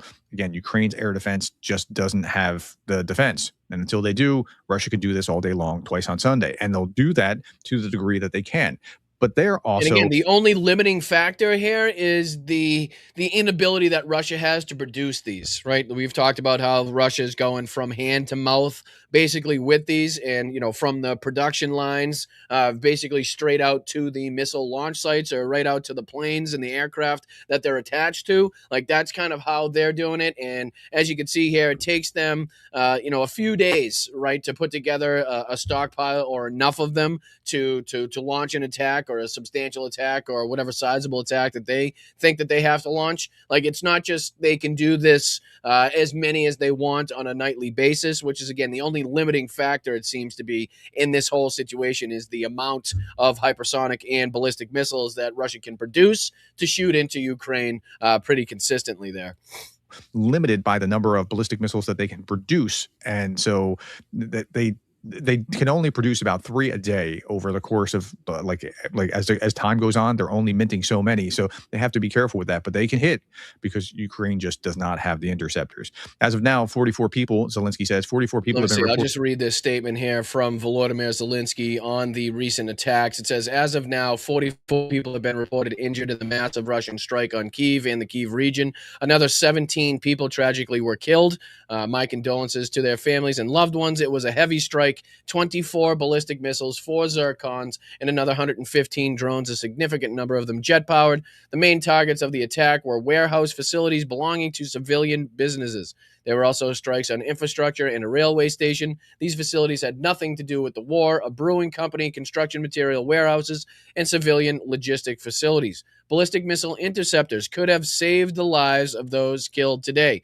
Again, something that is increasingly looking like the blood is on the hands of Donald Trump in particular. The promise that he put forth, the promise that he was talking about with Volodymyr Zelensky of allowing them the licenses to start producing their own Patriots, as far into the future as that would be anyway, if that would have happened. Like, again, you can see the necessity for the United States to continue supplying any and all interceptors to Ukraine that they could possibly, that they could possibly get away with relinquishing. But we continue to see the problems with Iran, our interceptors, and if the United States doesn't seem to get out of this war anytime soon, the dangerous position that we find ourselves in as far as our military as well. Says he goes on to say, it is very important that our partners understand that delays in supplying them or an unwillingness to provide anti-ballistic systems led directly to such horrific casualties and destruction. Partners who are not yet ready to play a more active role in supplying interceptors can help by implementing new sanctions. A significant share of Russia's ballistic missile production is still not under sanctions. Even now, new steps are needed from the G7, the European Union, and everyone who supports the protection of life. Thank you to those who are willing to help in this way. Injured in the massive Russian strike on Kyiv and the Kyiv region. Another 17 people tragically were killed. It was a heavy strike, 24 ballistic missiles, 4 Zircon, and another 115 drones. Ballistic missile interceptors could have saved the lives of those killed today. It's correct. Unfortunately, supplies of anti-ballistic capabilities from partners have decreased significantly this year. The number of air defense missiles supplied has dropped threefold compared with Now, 2020. what is the? I'll have to refresh my memory. What is the European? European. What do you say? European comparison to the Patriot, or the European equivalent, I should say. Patriot. We'll go equivalent. Let me see. Bear with me. Just curious what the other options are, what they look like. Equivalent. So the primary European equivalent to the U.S. MIM-104 Patriot system is the SAM-PT. So the Sol Air Moyen Portée Terrestre, developed by the Franco-Italian Eurosam Consortium. Let me see. I'll throw this on your screen in case you can call me out for mispronouncing any of these words. Other localized or emerging European systems address similar long-range and layered air defense needs, though they differ slightly in capabilities and focus. Major European equivalents and alternatives, the SAMP-T and SAMP-TNG next generation. The closest direct counterpart to the Patriot, it uses Aster 30 interceptor missiles. Let's take a gander. Deny all. So this is the Aster family. This is the SAMP-TNG that we were just talking about. Let's see if this gives us any further information. So it looks like it utilizes a similar setup to the Patriot. A multi-vehicle approach, each vehicle having its own job to do to try to, accurately not only target but track, and then subsequently shoot down the incoming missiles. Says ATBM capability, extremely quick response time, high rate of fire, streamlined crew requirement, new multifunctional radar. SAMP-PT will replace the SAMP-PT in the Italian and French armed forces, providing improved performance in range and altitude. Does it give any stats on it? I would be probably not, I would assume, right? I'm sure it's probably something they're keeping to the chest. France, Germany, Italian, United Kingdom, it says here as far as careers. I don't know if that's countries that are affiliated or associated. It says here made in France, made in Germany, made in Italy, made in the UK. But I was just curious and again, I don't know how many that they have or how anything. I was just kind of, like I said, general inquisition as to what the direct comparison or the counterpart would be for the Patriots, what the equivalent is. They have another one, an Iris, that says an Iris T SLM SLX. But again, it doesn't say. Zelensky urges UK, France, and Germany to build. Let's see. The Iris T family is Germany's successor to the Patriot and is slowly growing up to fill the entire capability envelope of the Patriot air defenses. Again, whether or not that's from a month ago. So, again, we need to, and I'm sure they're on top of this, I would assume, to figure out some sort of, counterpart equivalent that we could use there for the Ukrainians in the meantime, while the United States decides to get its shit together, or they decide to actually come through with the licenses for Ukraine to actually start producing these. Again, with the time it takes to get all the information across, to start getting the permits and the requirements for building the buildings and the factories that would be necessary to building them. Obviously, getting people to then staff that, training them. Like we're talking about sometime down the road, even if today Donald Trump did in fact give Ukraine the licenses to start building these Patriot missile defense systems for themselves. But all right, let's see if we can go on here with the professor. 2025. Our partners do have the missiles as defense of Ukraine. Euromaidan Press again, a Russian strike ruptured a tank holding 300 liters of ammonia in Kyiv's Holstivsky district overnight. Russia's overnight missile attack severely damaged the operations of Ukraine's retailer Epicenter, destroying a key logistics manufacturing facility. Company says missiles hit two warehouse complexes, burned down its main logistics center in Kyiv, effectively destroyed its Epicenter Ceramics Corporation plant. One employee was killed, 3 others were injured. As I understand, Epicenter is like a Home Depot or a Lowe's or something along those lines. Correct me if I'm wrong in the comments below. So 17 killed, 44 injured. This is what the destruction looks like. Ballistic interceptors are gone. They don't have any. They're essentially defenseless right now. And they could have saved lives and prevented this destruction. Same kind of thing that we saw in the winter when they didn't have, or when they were ran short And in the winter, when they ran short and they didn't have it, you saw all the damage to their electrical grid or their electrical generation. Large fires hit warehouses. I'll show you this too. Play this while we're going. Large fires hit warehouses, logistics hubs, businesses, retail sites, industrial facilities across Kyiv and Brovary, Fastiv, Bucha districts. In Kyiv, fires and damage were reportedly in the Oblunsky and there's a number of districts that they're talking about here. I mean, there's a half dozen or so. And again, they're just out of ballistic defense. Now, it gets worse. North Korean soldiers will soon fire missiles at Europe. According to Ukrainian military intelligence, North Korea is deploying a missile unit comprising of 90 North Korean soldiers to Western Russia, and that's not it, including up to 120 ballistic missiles and 6 launchers for use against Ukraine. So it seems like Russia's going to do anything they possibly can to try to exploit this weakness while they have it.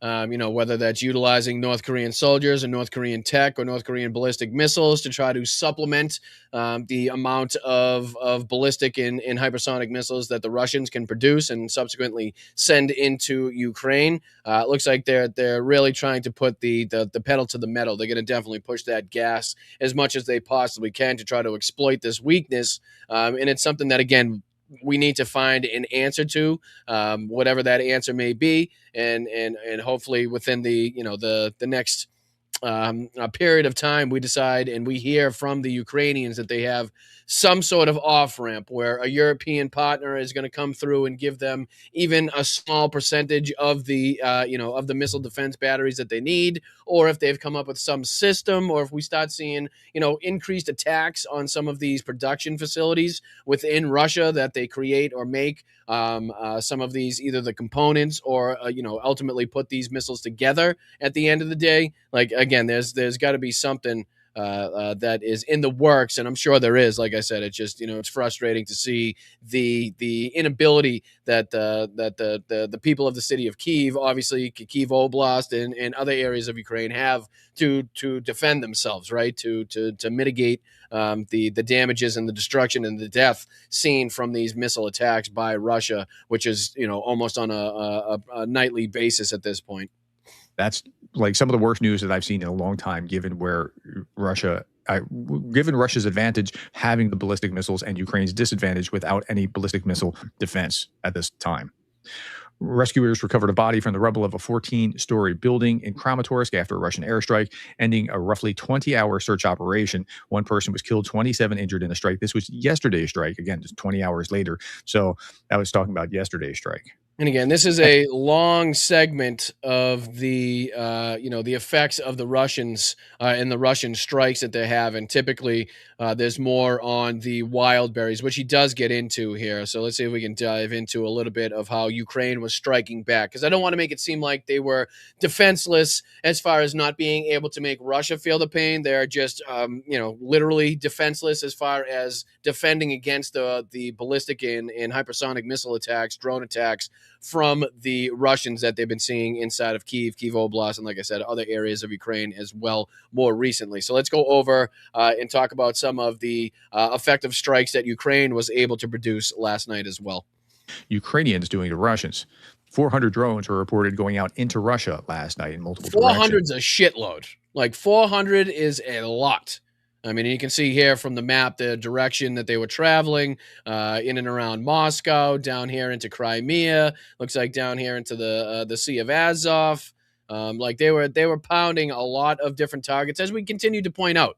Right, we continue to point out not just how many drones and missiles that they're able to send into, send Russia's way, but the vast amount of targets that they've been able to hit. I think it was somewhere around 60,000 separate targets that were targeted in the month of July alone, as we saw reported.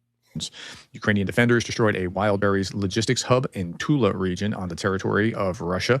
And you can see this burning very strongly here. This is August 4th at 10:29 p.m. So last night. So is this another one? So 16? Is this 16 now confirmed? If you guys are playing along with your your wild berry bingo board, get your markers ready, get your blotter ready, because apparently we got a 16th. We got a 16th to mark down here. At 10:29 p.m., you could already see this warehouse going up. Okay, this is the 16th site hit in this campaign under 3 weeks. The governor says one person was injured in it overnight. Okay, so I said between 15 and 20 yesterday. So it was 15 hit and like 2 or 3 like really near misses, like in a parking lot or it hit the wrong warehouse nearby or something along those lines. Okay, so 16th site. Ukraine struck another wild berries warehouse this morning. This was yesterday. Well, this was yesterday at 6 p.m. talking about this morning. So that was the 15th. So today is the 16th. That's 6. So there's 16 now in 19 days.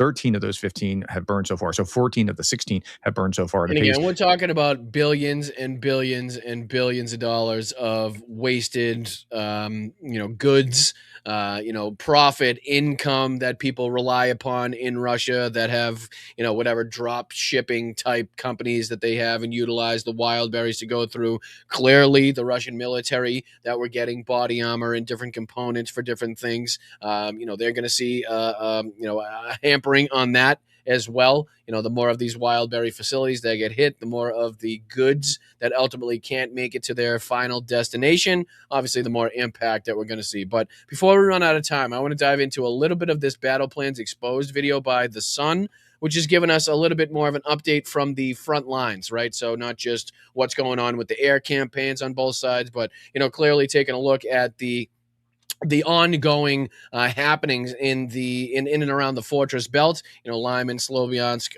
Kramatorsk, Konstantinivka. So we continue to look at what's going on in this area. So why don't we take a look at this Sun video? It says Ukraine strikes 800 kilometers deep into Russia as Putin's economy burns. So again, it's not all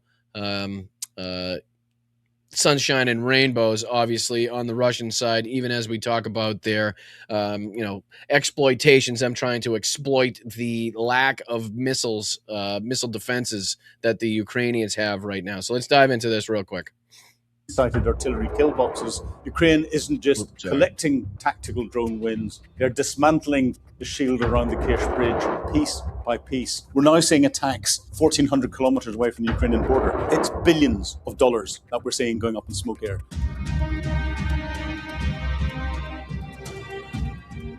As Ukraine destroys Russian defenses surrounding Crimea and its deep strike campaign has reached Moscow's retail sector, there are major updates from the front line. I'm Philip Ingram, and this is Battle Plans Exposed.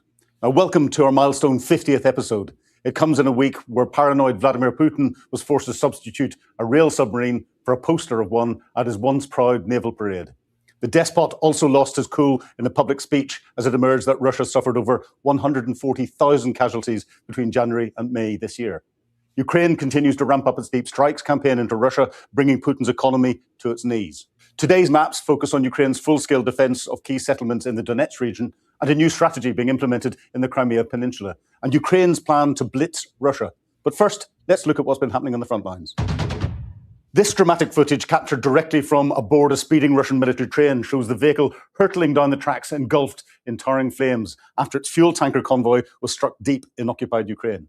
With fire and thick smoke trailing along the length of the train, the surreal scene highlights the extreme vulnerability of Moscow's rail-based logistics network. Targeting rail lines and fuel transports remains a central tactic in Ukraine's campaign to starve frontline forces of essential supplies. And this stunning video captures the chaotic reality of hitting those critical logistical arteries while they're actively in motion. The railway arteries are critical to Russia's overall logistics. This is significant. Now, in an astonishing fusion of World War I-style aerial dogfighting and modern drone warfare, remarkable onboard footage captures the backseat gunner inside a Ukrainian Yak-52 propeller aircraft shooting down a Russian Shahed attack drone with a rifle directly from an open cockpit. By flying low... I mean, that's basically shooting down a Shahed from the back of a World War II plane. That's what that is, with a rifle. So, to match the flight profile of the incoming kamikaze drones, these Ukrainian aviators have transformed a vintage trainer aircraft into an amazingly effective, low-cost aerial interceptor. It is a jaw-dropping display of battlefield ingenuity, saving expensive, high-tier air defense missiles by clearing the skies of loitering munitions through sheer grit and marksmanship from the open air. And the Red Baron from the First World War would recognize these sorts of tactics. New footage has just emerged showcasing the raw power of the Ripsaw M3, a tracked unmanned combat beast packing a staggering 1,200 horsepower hybrid drivetrain, engineered for high-speed mobility over brutal... 1,200 horsepower? What? What? Wait a fucking just a second there. Hold on. Showcasing the raw power of the Ripsaw M3, a tracked unmanned combat beast packing a staggering 1,200 horsepower hybrid drivetrain. Engineered for 1,200 horsepower ground drone? What is that, a fucking Lamborghini Revuelto? What are we talking about? A McLaren W1 at this point? 1,200? That's a fucking Bugatti Veyron. More than a Bugatti Veyron, or at least the original Bugatti Veyron. What the fuck are we talking about? That's wild. High-speed mobility over brutal terrain, this autonomous platform combines extreme speed with heavy payload capacity designed to carry remote weapon stations and electronic warfare suites. And I mean, clearly the video's sped up, you know what I mean? But I still, if it's got a 1,200 horsepower drivetrain, I don't give a shit. I mean, that thing's plowing through whatever.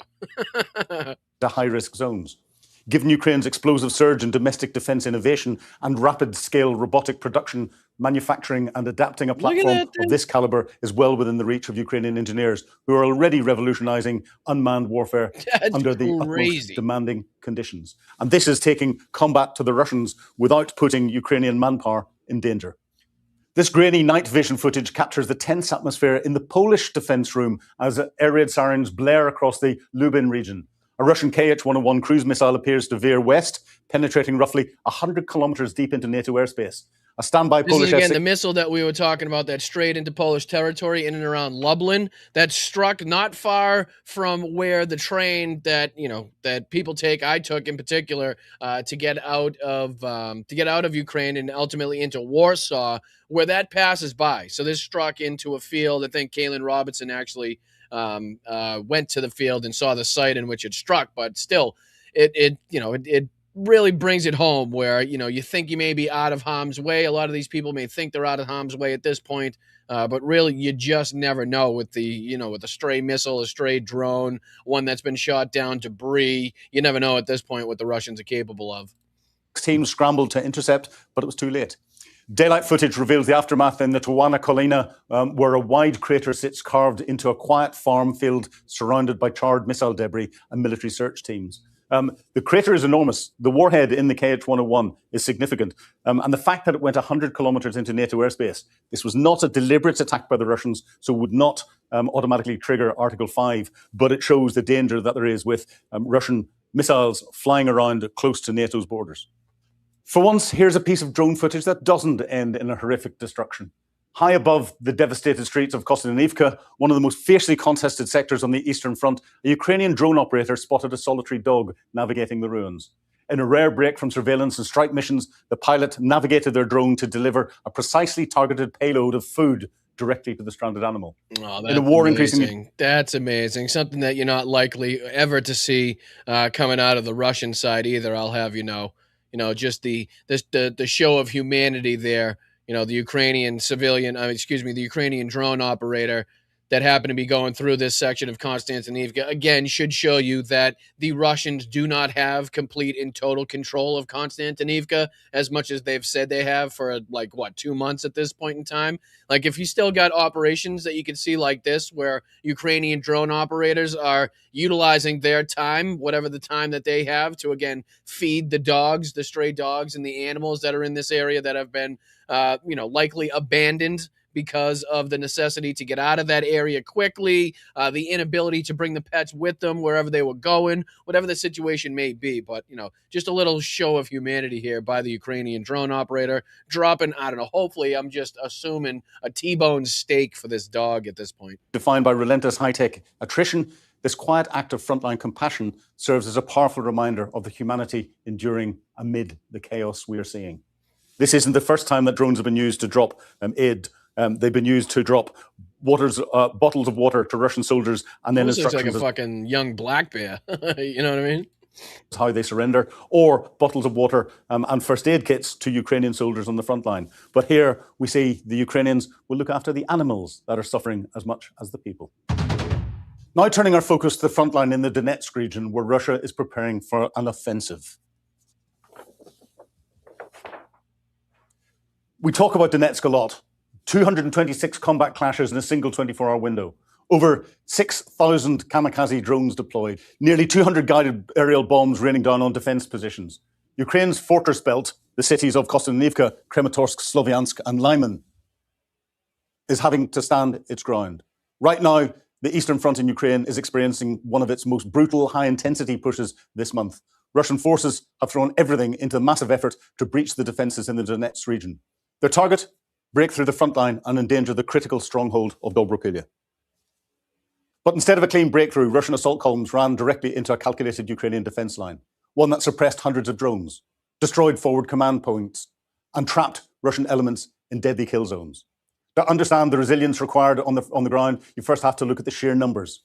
According to the latest update from the General Staff of the Armed Forces of Ukraine, 226 individual combat engagements were fought across the front in just one day.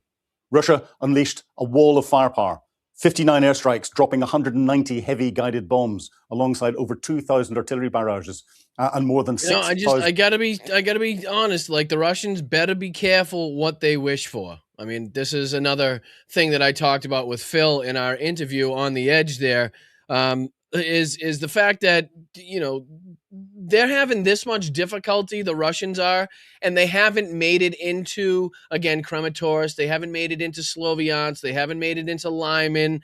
They continue to lie about the area that they've taken over in Konstantinivka. Like, they do know that it's going to be just an absolute fucking nightmare. Again, we know that the tactics of the Russians is to, you know, utilize artillery, you know, just basically tear down a city, turn it into rubble, which only makes it more difficult for the, you know, for the offensive military to get through, like we saw in Stalingrad with the German military, where they, you know, they destroyed Stalingrad so much that it turned it into basically a sniper's haven.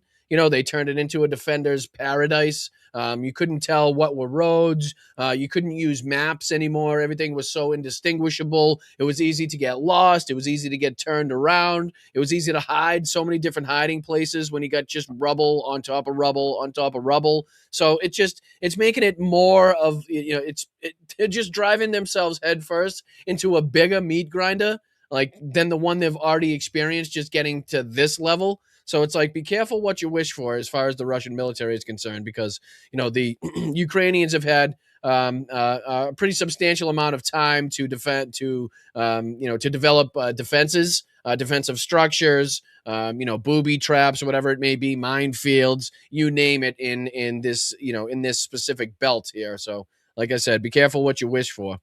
Kamikaze drones. The source of this pressure comes from the captured territory of Pokrovsk, down in this southeastern part of the map that we have here. This is where Russia is launching its attacks from. Ukrainian defenders repelled 29 separate assault waves targeting key settlements outside Dobropilya. And again, utilizing this map, you can see the problems that Ukraine also faces in this.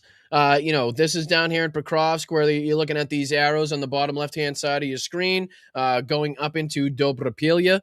But you can see the possibility, right? And this is just something to be wary of. You can see the possibility in what the Russians might be trying to do, which is to push behind the fortress belts. You know, if they can get behind Konstantinivka, they can get behind Kramatorsk, Sloviansk, and Lyman, they can pretty much, you know, surround it and make it so that, you know, they could, you know, if they need to deal with it at a later date, they can cut off almost entirely the resupply efforts into that area. So that's something that I'm sure the Ukrainians are on top of and are trying to, trying to defend against, and they don't want to be flanked. You know what I mean? They don't want all of their defensive structures in and around this fortress belt to become useless, because the Russians have pushed so deep, south of Konstantinivka, that they're able to get in and around if they then push north around the fortress belt. So again, something else that we need to keep our eye on is the successes down here, down in the Pokrovsk area, and how far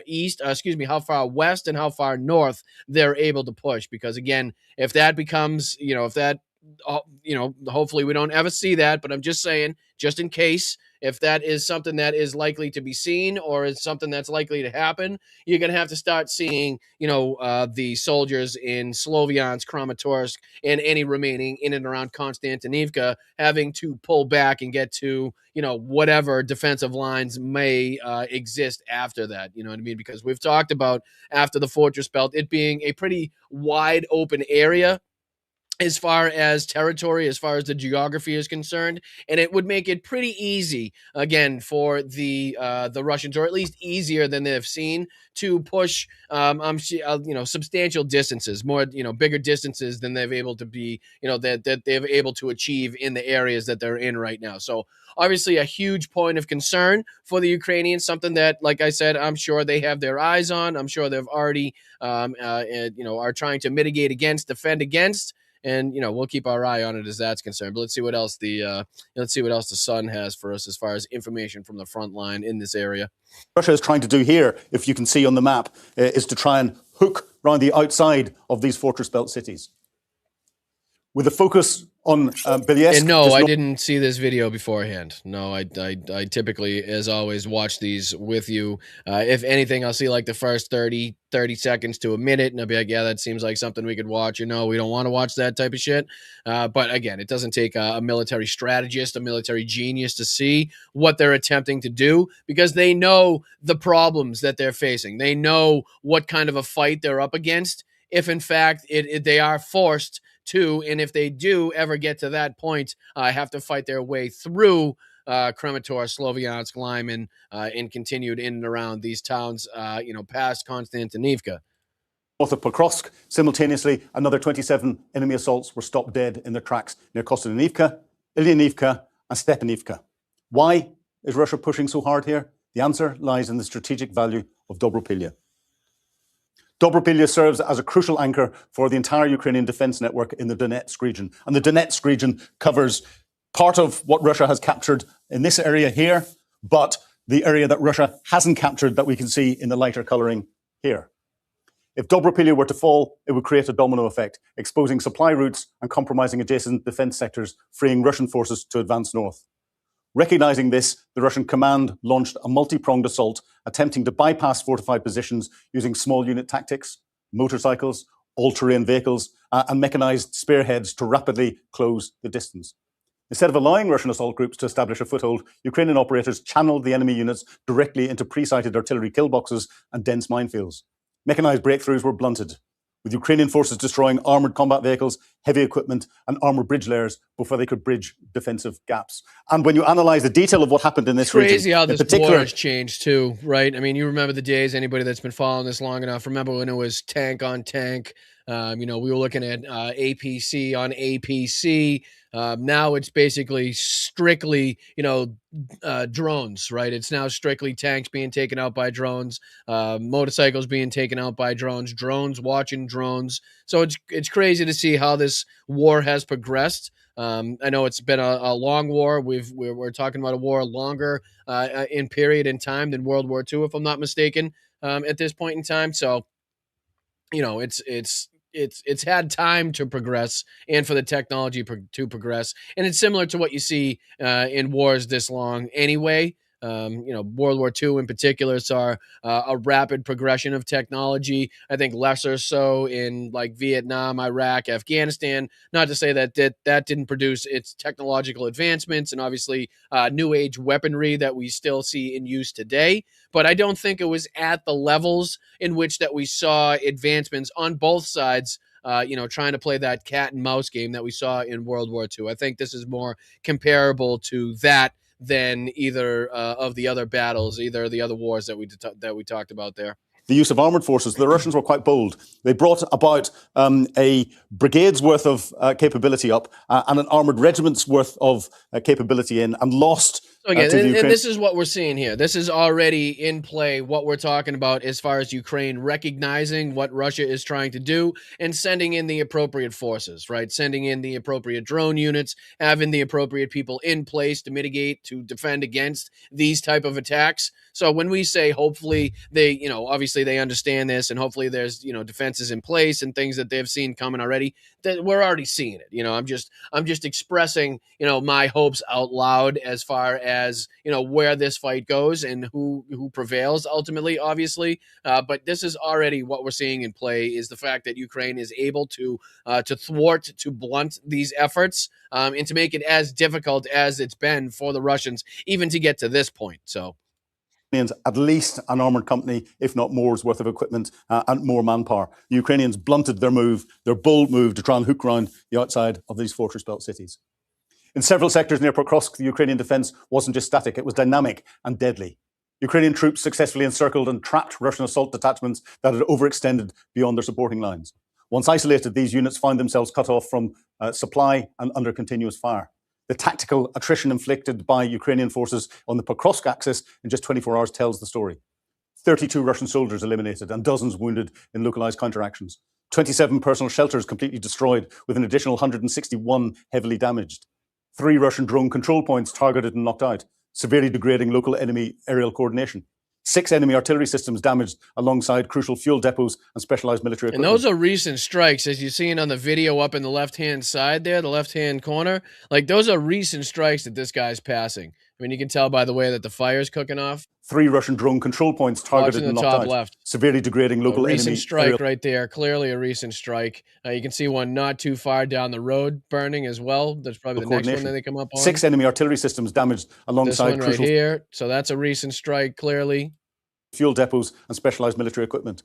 Perhaps most importantly, Ukrainian electronic warfare. And that guy's on an ATV. I'm telling you, I wouldn't want to be in an open top anything, with drone warfare being what it is. But like I said, here's just some information, some updates coming from the front lines.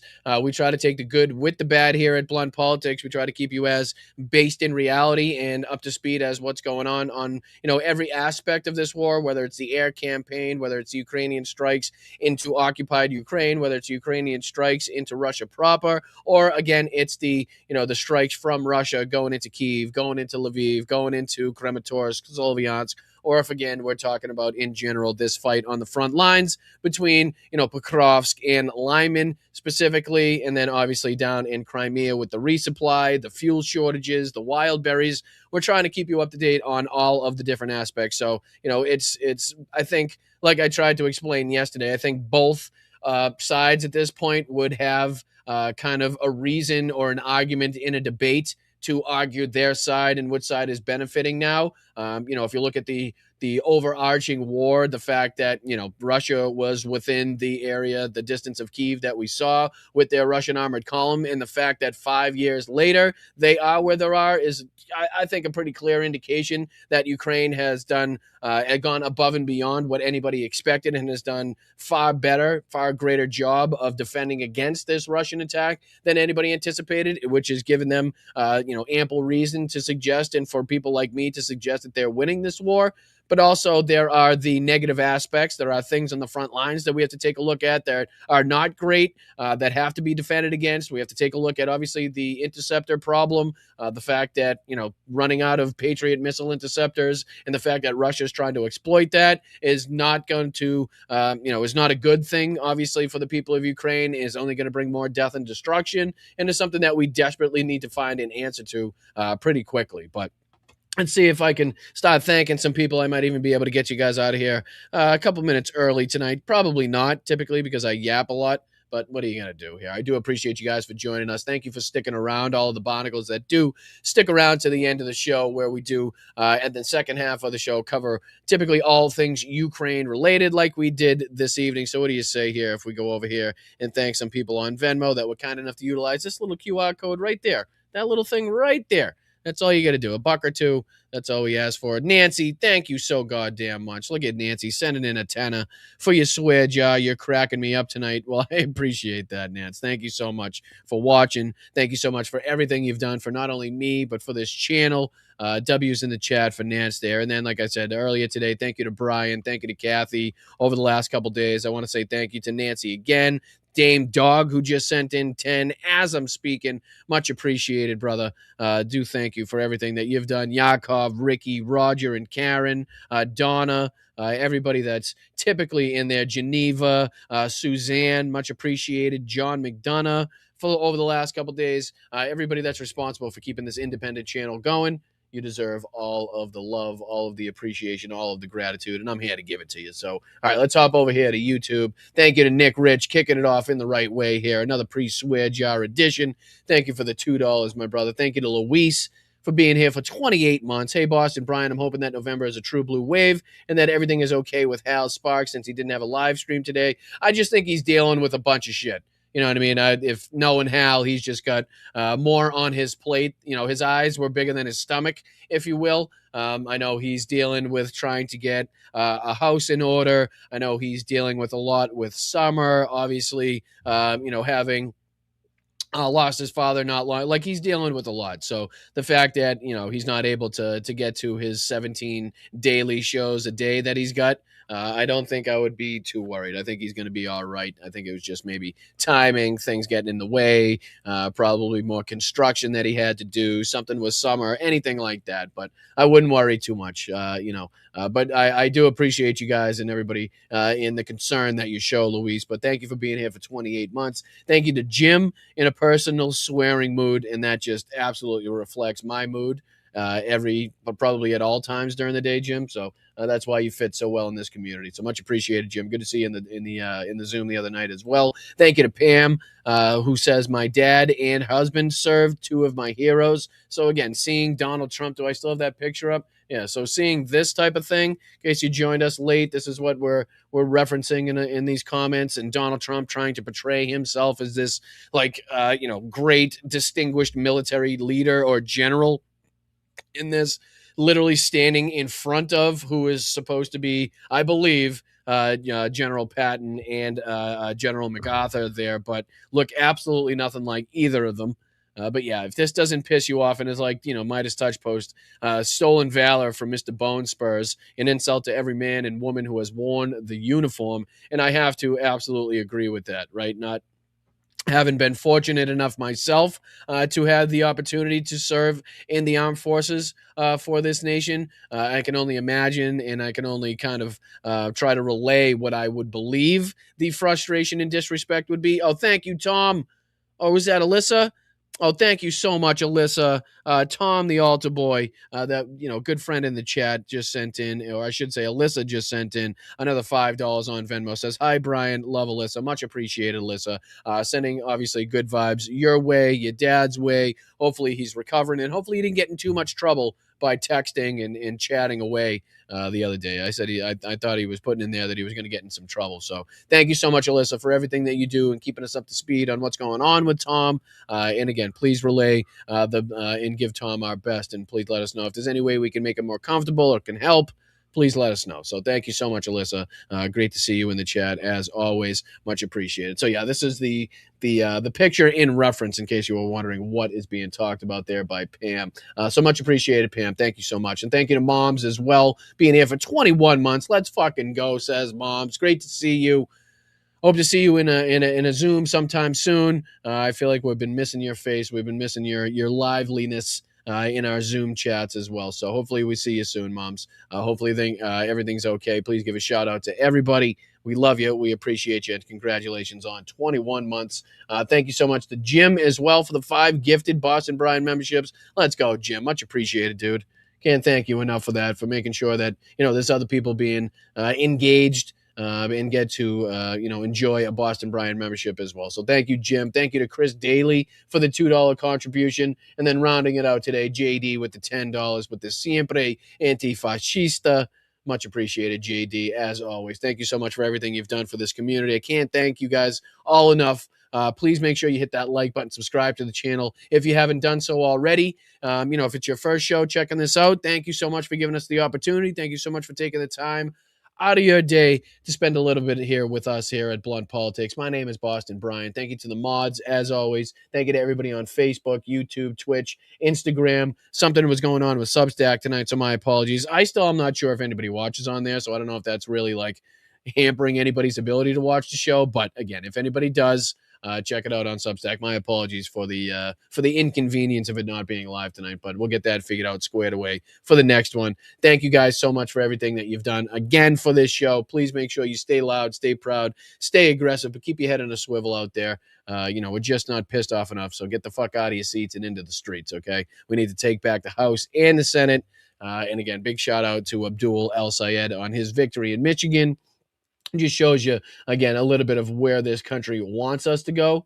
So thank you guys for being here. Thank you for being so supportive. And I'm out of here. And Jesus, I did. Hold on. Let me see if I can do this on the fly. Because I was supposed to have done something, the one job. So let me see. I'm going to get rid of, I'm going to do this on the fly. Don't look. Everybody don't hold your breath either, because this might take a little bit. See if I can add one of these. No, that's not going to work either. God damn it. No, it's not. It's probably not going to happen at this point. Let's see here. If I get enough space, we'll go one. We'll go one time. You guys talk amongst yourselves. What's today's date? Today is 8/5. So what's the new one? I got to figure out which one the new one is now. 7. That's not that one.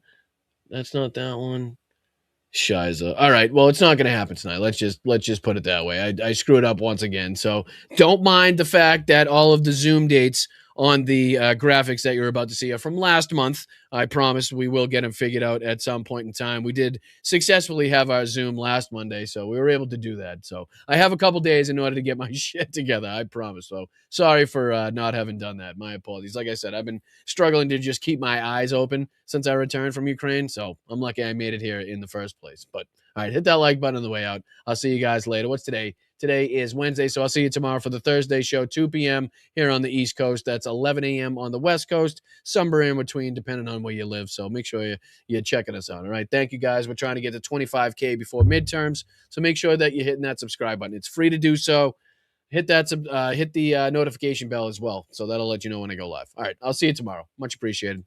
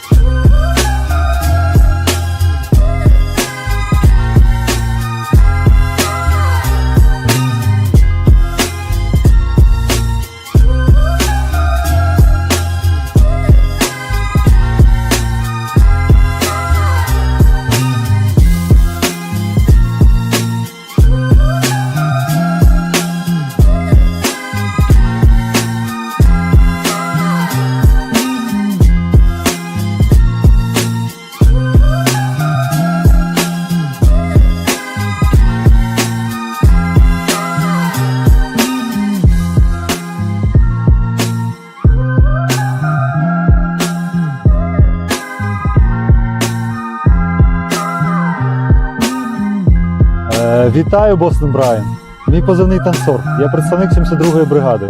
Дякую тобі і твоїм підписникам за цей донат, за цю чудову машину, яка буде нас возити усіх на позиції, захищати Україну і наближати перемогу. Разом усі до перемоги. Дякую.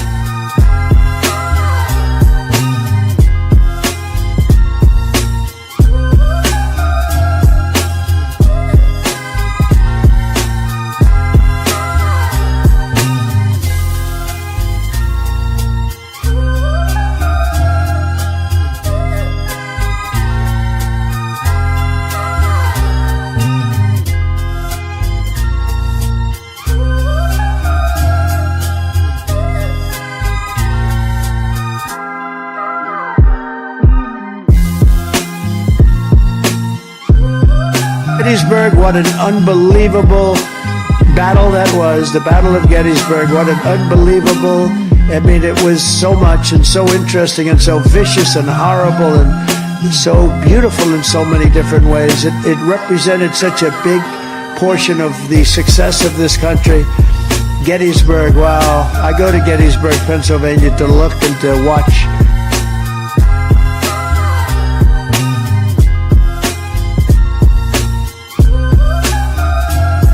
Army manned the air. It ran the ramparts. It took over the airports. It did everything it had to do.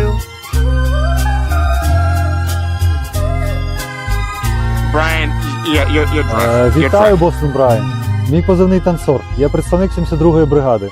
Дякую тобі і твоїм підписникам за цей донат, за цю чудову машину, яка буде нас возити усіх на позиції, захищати Україну і наближати перемогу. Разом усі до перемоги. Дякую. Oh, get those lights off! Off! Turn them off. They're too bright. Turn them off. Call them dumps. Big, massive dumps. The population in Thailand is 63 million people. It is twice the size of Wyoming. Its chief exports are textiles, footwear, and rice. Each year, approximately 13,000 people are killed in car accidents in Thailand. So he's calling me Little Marco. And I'll admit, the guy, he's taller than me, he's like 6'2", which is why I don't understand why his hands are the size of someone who's 5'2". The rest of my life, I have the curse that I have little hands. Little hands. Refer to my hands. If they're small, something else must be small. Here you got a little chubby going there. What in the hell was that all about? Taking him back to Nevada where he's wanted for banging horses. He says, wrecked him, damn near killed him.